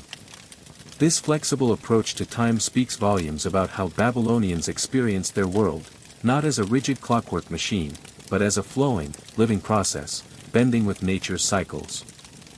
As you imagine shadows stretching across a sun-baked square or a guard's steady footsteps in the dark, you sense the gentle pulse of Babylonian time, measured by sun, shadow, and human need.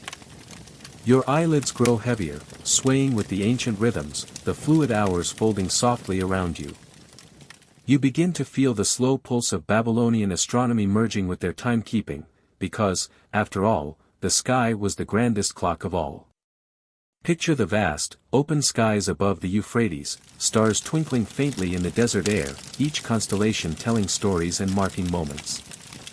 Here's your mainstream fact: Babylonian astronomers meticulously tracked celestial bodies like the moon, planets, and stars, creating detailed star charts and eclipse predictions that were remarkably accurate for their time, some dating back to the 8th century BCE or earlier. A quirky detail: they had a sort of planetary parade system, where the movements of the 5 visible planets were linked to omens affecting kings and nations. This wasn't just stargazing, it was cosmic politics, where time and destiny intertwined. Historians still debate the exact scientific methods Babylonian astronomers used. Did they purely observe and record, or did they apply complex mathematical models? The surviving tablets suggest a sophisticated understanding, but some argue it was more empirical than theoretical. Astronomy was inseparable from timekeeping because the night sky provided the most reliable clock. Unlike shadow lengths or water clocks that faltered with weather or temperature, the stars were constants, turning predictably and silently, guiding rituals and agricultural cycles. Imagine priests rising before dawn to observe the sky's slow shifts, using instruments like the gnomon, a kind of sundial, or sighting tubes to pinpoint stars' positions. Babylonian star catalogues included constellations very different from those we know today, with creatures like the Great Twins, or the Furrow, symbolizing mythic tales. These star names were intertwined with time and fate, blending science with storytelling. The zodiac, a familiar 12-sign system, actually has roots here. Babylonians divided the sky into 12 sections aligned with months, a framework that has lasted millennia. Here's a fun image: Imagine an ancient astrologer scribbling notes on a tablet, forecasting events based on Venus's position, all while the city buzzes below. Astronomy was a high-stakes game, blending observation and superstition. These celestial rhythms shaped not just calendars but the very idea of cyclical time, an eternal return of days and nights, seasons and years, all inscribed in the stars. As you watch these stars in your mind's eye, you feel the vast sweep of time, ancient and immense, folding over you like a velvet night sky. The long shadows lengthen as you now consider Babylonian water clocks, the ingenious devices that brought timekeeping indoors and into darkness. Imagine a quiet chamber in a Babylonian home or temple, the slow drip of water marking moments in a way that felt almost hypnotic. Here's your mainstream fact: water clocks, or clepsydras, were one of the earliest mechanical methods Babylonians used to measure time, especially at night or on cloudy days when sundials failed. They worked by the steady flow of water from one vessel to another, marking hours by the water's level.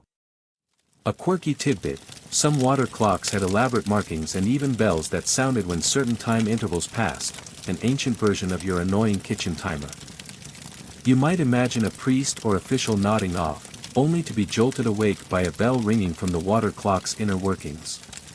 Historians still argue exactly how precise these early clepsydras were, and how widely they were used. Some suggest they were primarily ritual tools rather than everyday devices, while others argue for broader practical use, including in courts and markets. Water clocks represented a major step away from nature's unpredictable shadows, introducing a more consistent, but still imperfect, measure of passing time. You might think of it as humanity's first attempt at taming time itself, bottling it and letting it drip at a steady pace. Imagine the craftsmanship needed to create a vessel with holes precise enough to ensure the right flow rate, made from clay or stone and carefully calibrated. Interestingly, some Babylonian texts mention water hours, units tied to these devices, revealing a layered complexity in their concept of time. Even more fascinating, water clocks allowed Babylonians to schedule events at night, a necessity for certain rituals and legal proceedings that couldn't wait for daylight. This mechanical marking of time was a quiet revolution, extending human control over time's flow beyond the reach of sun and stars. As you imagine the steady plip-plop of water echoing in dim rooms, your own breathing slows, synced with this gentle rhythm. You feel the soft, unhurried passage of time, measured drop by drop, inviting you deeper into rest. You're now moving deeper into Babylonian ritual calendars, where time and religion entwine in the most elaborate dance imaginable. Picture priests consulting huge, intricate tablets covered in cuneiform signs, plotting festivals and ceremonies that align with the gods' whims and celestial cycles. Here's your mainstream fact: the Babylonian religious calendar was lunisolar, meaning it combined lunar months with solar years, adjusting periodically by adding extra months to keep the calendar in sync with the seasons, much like our leap years. A quirky detail: some festivals lasted several days and involved bizarre rituals, like the scapegoat ceremony, where a goat was symbolically burdened with the city's sins and driven away, cleansing the people and time itself. Imagine how much anxiety that goat felt, carrying the weight of everyone's mistakes and running for its life. Historians still debate how exactly the Babylonians decided when to insert these extra months. Was it strictly astronomical calculations, priestly intuition, or political necessity? The answers vary among scholars. This calendar regulated everything, from planting crops to royal ceremonies to social events. Missing the right festival date could mean divine wrath, bad harvests, or political instability. Imagine the immense pressure on temple officials, not just to track days but to interpret omens and adjust the calendar to keep divine favor. The festival cycles created a predictable structure for the year, but also a kind of cosmic tension. Each celebration was a moment of renewal, an attempt to influence fate and ensure time flowed as it should. Babylonian festivals often included dramatic reenactments of myths, stories of creation, destruction, and rebirth, that echoed their cyclical understanding of time. Picture elaborate processions, masked dancers, and ritual meals marking these sacred moments, blending the calendar's abstract numbers with vivid, sensory experience. And while the priests controlled the calendar, ordinary people likely experienced time more through these ritual cycles than through abstract hours or minutes.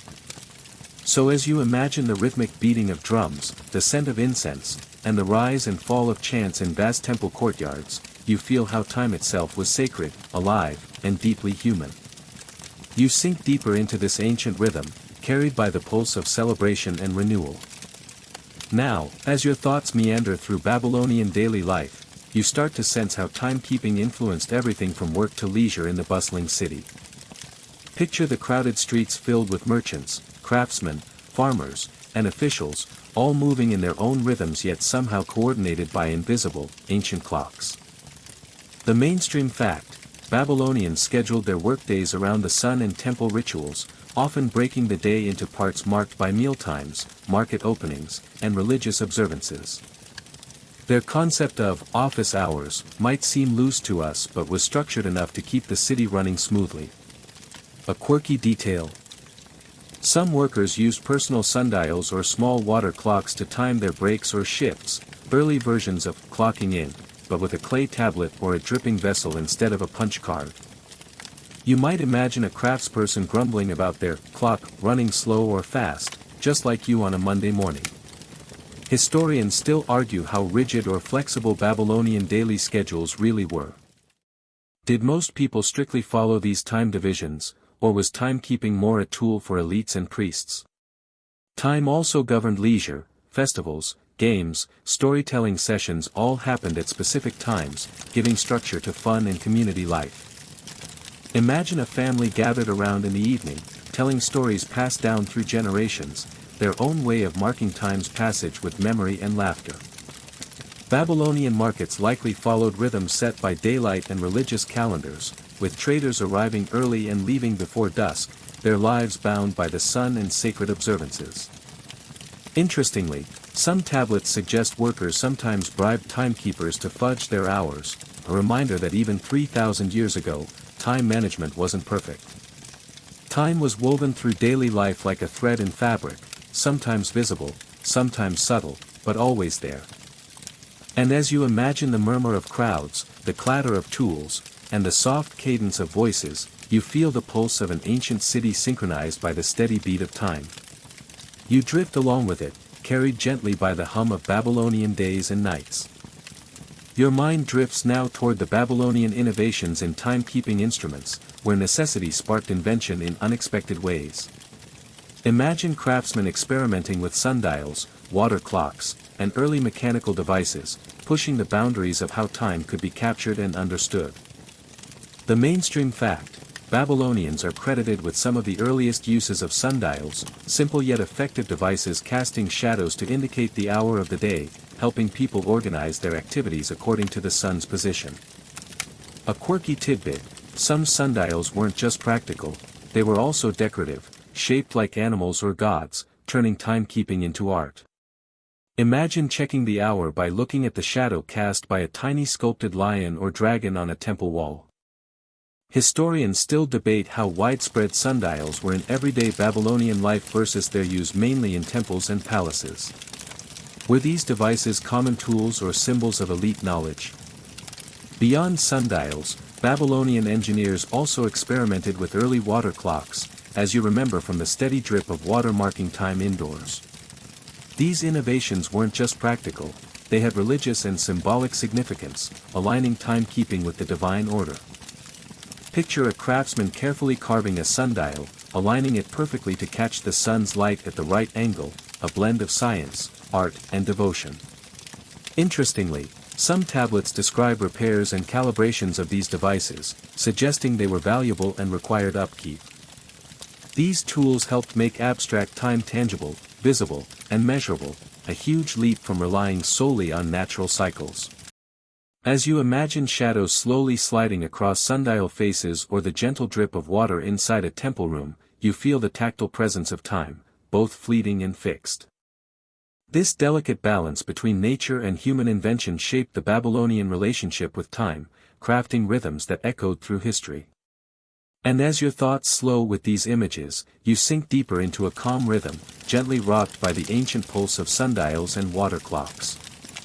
You're now floating into the world of Babylonian festivals, those grand celebrations that punctuated time with music, feasting, and sacred drama. Imagine vast crowds gathering under the blazing sun, the air thick with incense and anticipation, as the city's pulse quickened in a collective heartbeat.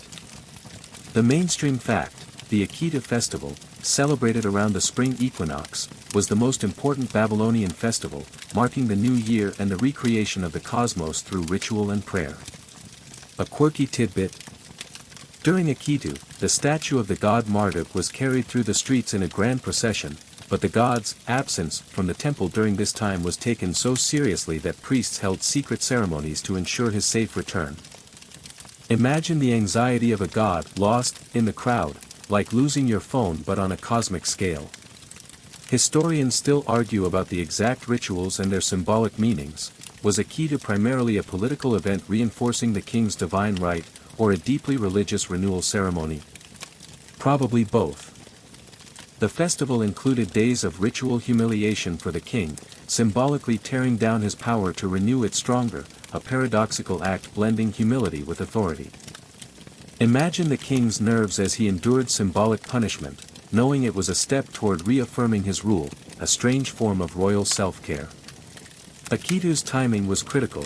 It coincided with agricultural cycles and the lunar calendar, showing how intertwined time, nature, and society were. The festival featured music, storytelling, and theatrical reenactments of mythic battles between order and chaos, bringing ancient stories to vivid life.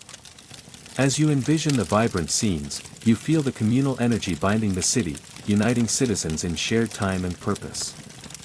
These festivals gave time a celebratory texture, marking endings and beginnings with joy and solemnity. You drift softly with the echoes of drums and chants, the city alive with the rhythm of renewal. Now your mind eases toward the Babylonian understanding of months and their divisions, a complex system deeply linked to moon phases and agriculture. Imagine scribes hunched over clay tablets, meticulously tracking the moon's cycles to ensure that months aligned with the natural world. Here's your mainstream fact. Babylonian months were lunar, each beginning with the first visible crescent moon after a new moon, usually lasting 29 or 30 days, depending on lunar observation. A quirky tidbit. The Babylonians named each month after gods or agricultural activities, like month of the barley harvest or month of the plowing, blending time with daily life and divine presence. Historians still debate the accuracy of lunar observation methods. How did priests deal with cloudy skies obscuring the moon? Some suggest they relied on predictive calendars, while others argue for observational flexibility. Because lunar months don't perfectly fit the solar year, Babylonians inserted an extra leap month every few years, keeping festivals and seasons aligned. Imagine the challenge. Deciding when to add this extra month wasn't just astronomical but political, since calendar changes could shift festival dates and impact power. This intercalation kept the calendar in harmony with the rhythms of farming and religion, critical in a society so tied to the land. Interestingly, some tablets hint at disputes and disagreements among priests and officials over calendar adjustments, a reminder that timekeeping was never purely scientific. The months were divided into weeks of 7 days, a system with echoes still present in our modern week. As you imagine the careful watch over the moon's waxing and waning, you feel the delicate balance Babylonians maintained between cosmic cycles and human order. Time here isn't rigid, it flows with the moon, crops, and rituals, a living dance between nature and culture. Your breathing slows, syncing with this lunar rhythm, inviting peaceful rest. You're now gently drifting into the Babylonian role of scribes, the record keepers of time and history. Picture dimly lit rooms filled with stacks of clay tablets, each inscribed with neat rows of cuneiform marks, capturing the rhythms of the city and the cosmos. Here's your mainstream fact. Scribes were highly trained professionals responsible not only for documenting daily transactions but also for maintaining astronomical and calendrical records, essential for tracking time accurately. A quirky detail. Some scribes kept personal diaries in cuneiform, including mundane details like weather, meals, or even complaints about noisy neighbors, proof that ancient office drama isn't new. Historians still argue how much creative freedom scribes had. Did they strictly record facts, or did their own interpretations and biases color the historical and astronomical records? The scribal schools, called adubas, trained young students in writing, mathematics, and astronomy, ensuring a steady supply of skilled timekeepers for temples and courts. Imagine a young apprentice carefully etching symbols with a stylus, learning the delicate balance between precision and artistry necessary to keep the city's clock running. Scribes played a critical role in synchronizing civil, religious, and astronomical calendars, tasks demanding both science and politics. Some tablets reveal scribes correcting earlier errors or updating calendars, showing an evolving understanding of time and a willingness to adapt. The work was tedious but vital. Without scribes, the complex Babylonian system of timekeeping would collapse into chaos. So, as you imagine the soft scratching of stylus on clay and the focused faces of scribes, you feel the invisible thread linking past and present through careful record keeping. This quiet labor ensured that time was not just felt but measured, recorded, and passed down. You settle into this calm flow of ink and clay, your mind tracing the steady, enduring mark of human hands on history. Your thoughts float to the Babylonian use of the sexagesimal system, the base, 60-number system that still shapes our concept of time today. Picture mathematicians puzzling over calculations, counting hours, minutes, and angles with an elegant numerical framework.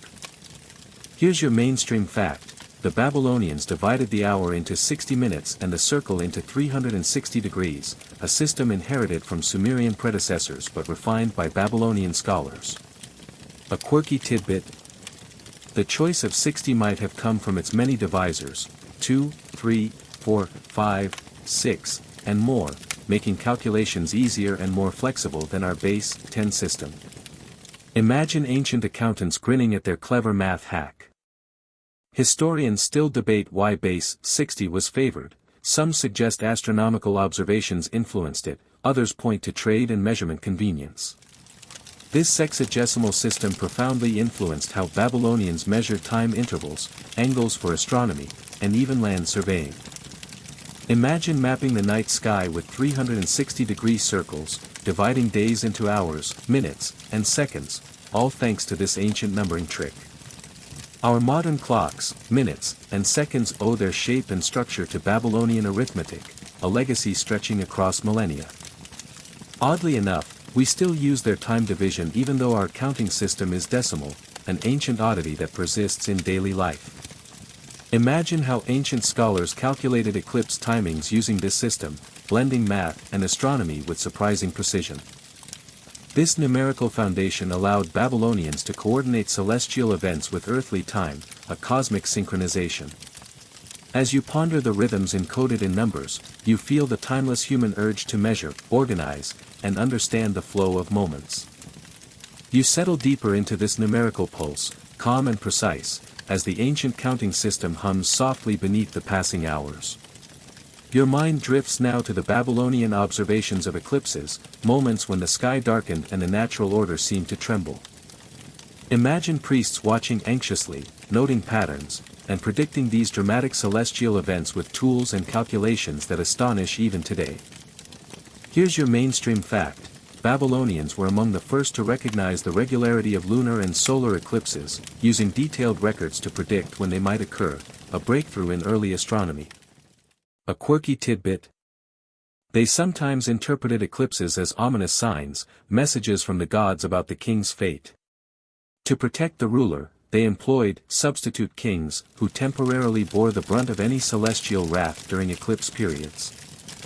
Imagine a poor nobleman hired to be the cosmic scapegoat, nervously counting down eclipse minutes.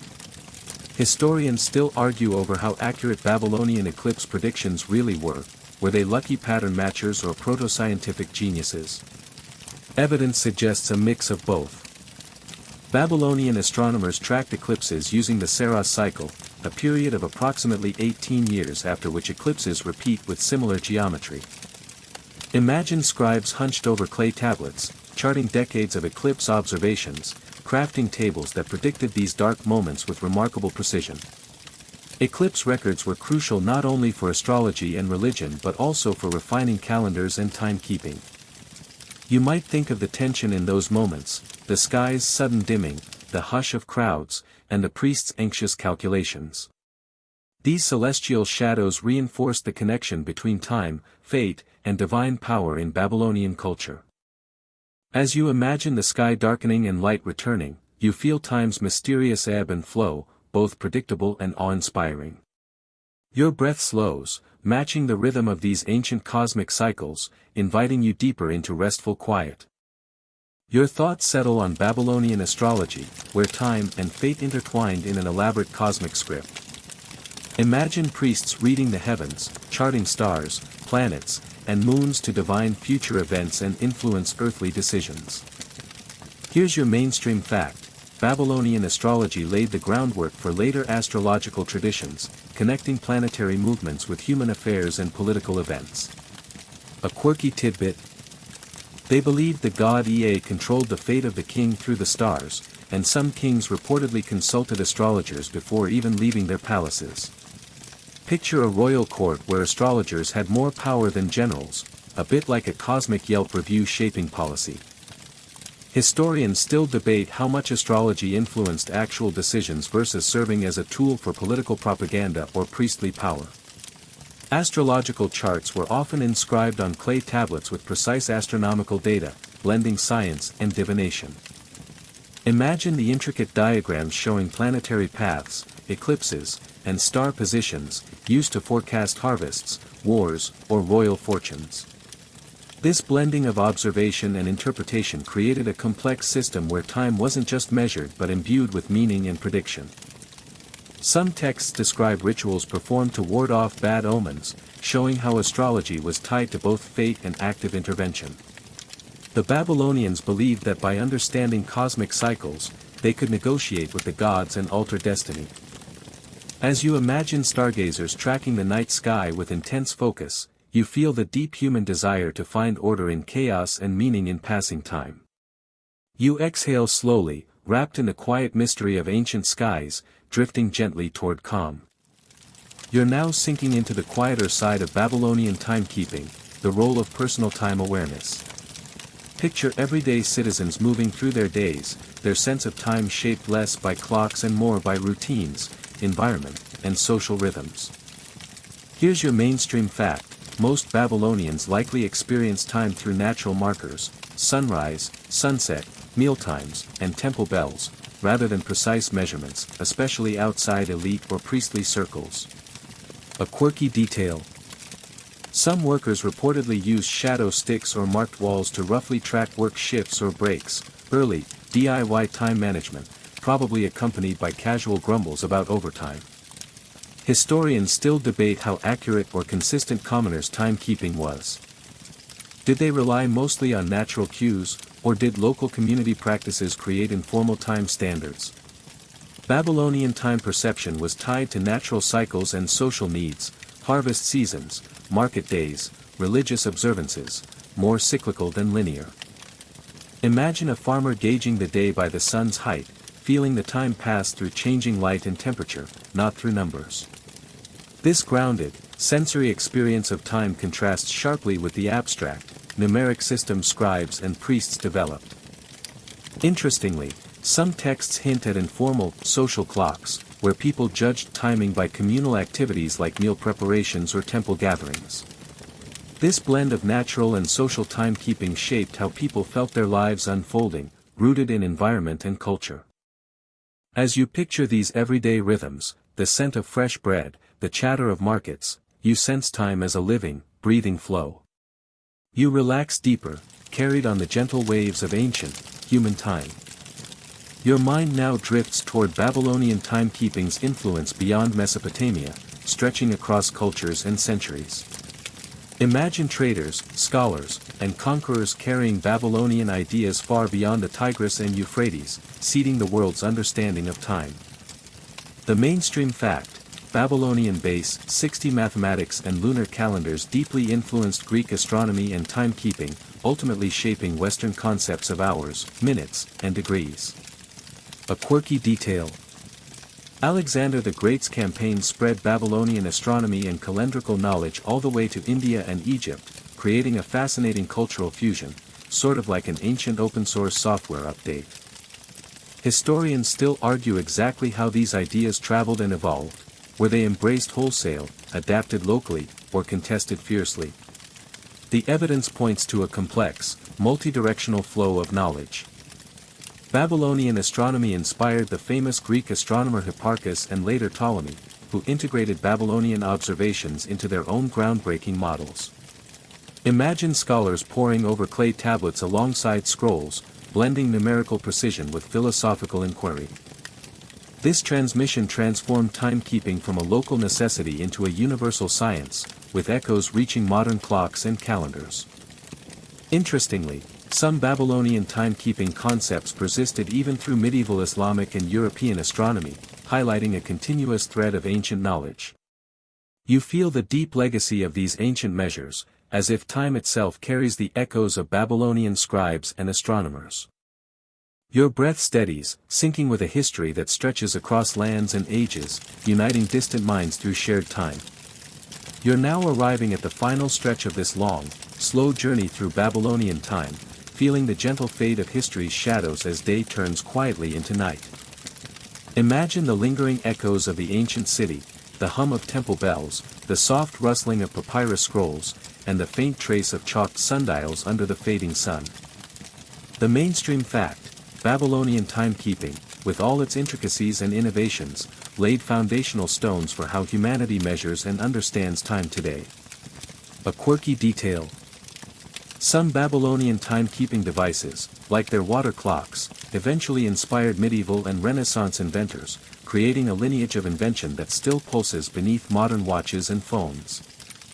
Historians still debate the extent to which Babylonian time concepts influenced various cultures. Was it a direct handoff, or did many civilizations reinvent similar ideas independently? Probably a bit of both. As you reflect on everything from shadow sticks to lunar months, scribes' tablets to celestial predictions, you sense how time was not just measured but felt, feared, celebrated, and imagined. The Babylonians' time was a living thing, intertwined with gods, kings, and everyday people alike. And as your eyelids grow heavy, you can almost hear the faint ticking of an ancient clock, synchronized with your own steady breath. Time, after all, is a quiet companion, sometimes elusive, sometimes precise, always moving forward. You're gently carried now, drifting on a river of moments, where past and present merge softly into dreams. The day's stories settle softly like dust on ancient tablets, their inscriptions fading gently into the quiet. You feel the slow pulse of time, measured in shadows and moonlight, marked by the steady hand of scribes and the watchful eyes of priests. This ancient rhythm hums quietly beneath your thoughts, a calm current guiding you toward rest. Imagine the warmth of Babylonian sunrises, the cool shade of palm trees, the soft murmur of a city at peace. Time here is not harsh or demanding but a gentle companion, a steady breath that stretches across centuries and invites you to exhale. The intricate dance of days and nights, festivals and rituals, scribbles and numbers, all slow now, blending into a soothing haze. There is no rush, no sharp edge, only the soft unfolding of moments, like petals opening in a slow, deliberate bloom. You feel the weight of history dissolve, replaced by a tender quiet. The steady tick of invisible clocks lulls you deeper, and your breathing matches this calm cadence. Your mind drifts lightly over the surface of long-ago days, carried by the faint whisper of shadow and light. And as your body relaxes fully, you become part of this timeless flow, a gentle current moving steadily toward peaceful sleep. Rest well, knowing that the pulse of time is always there, steady and sure, beneath your dreams.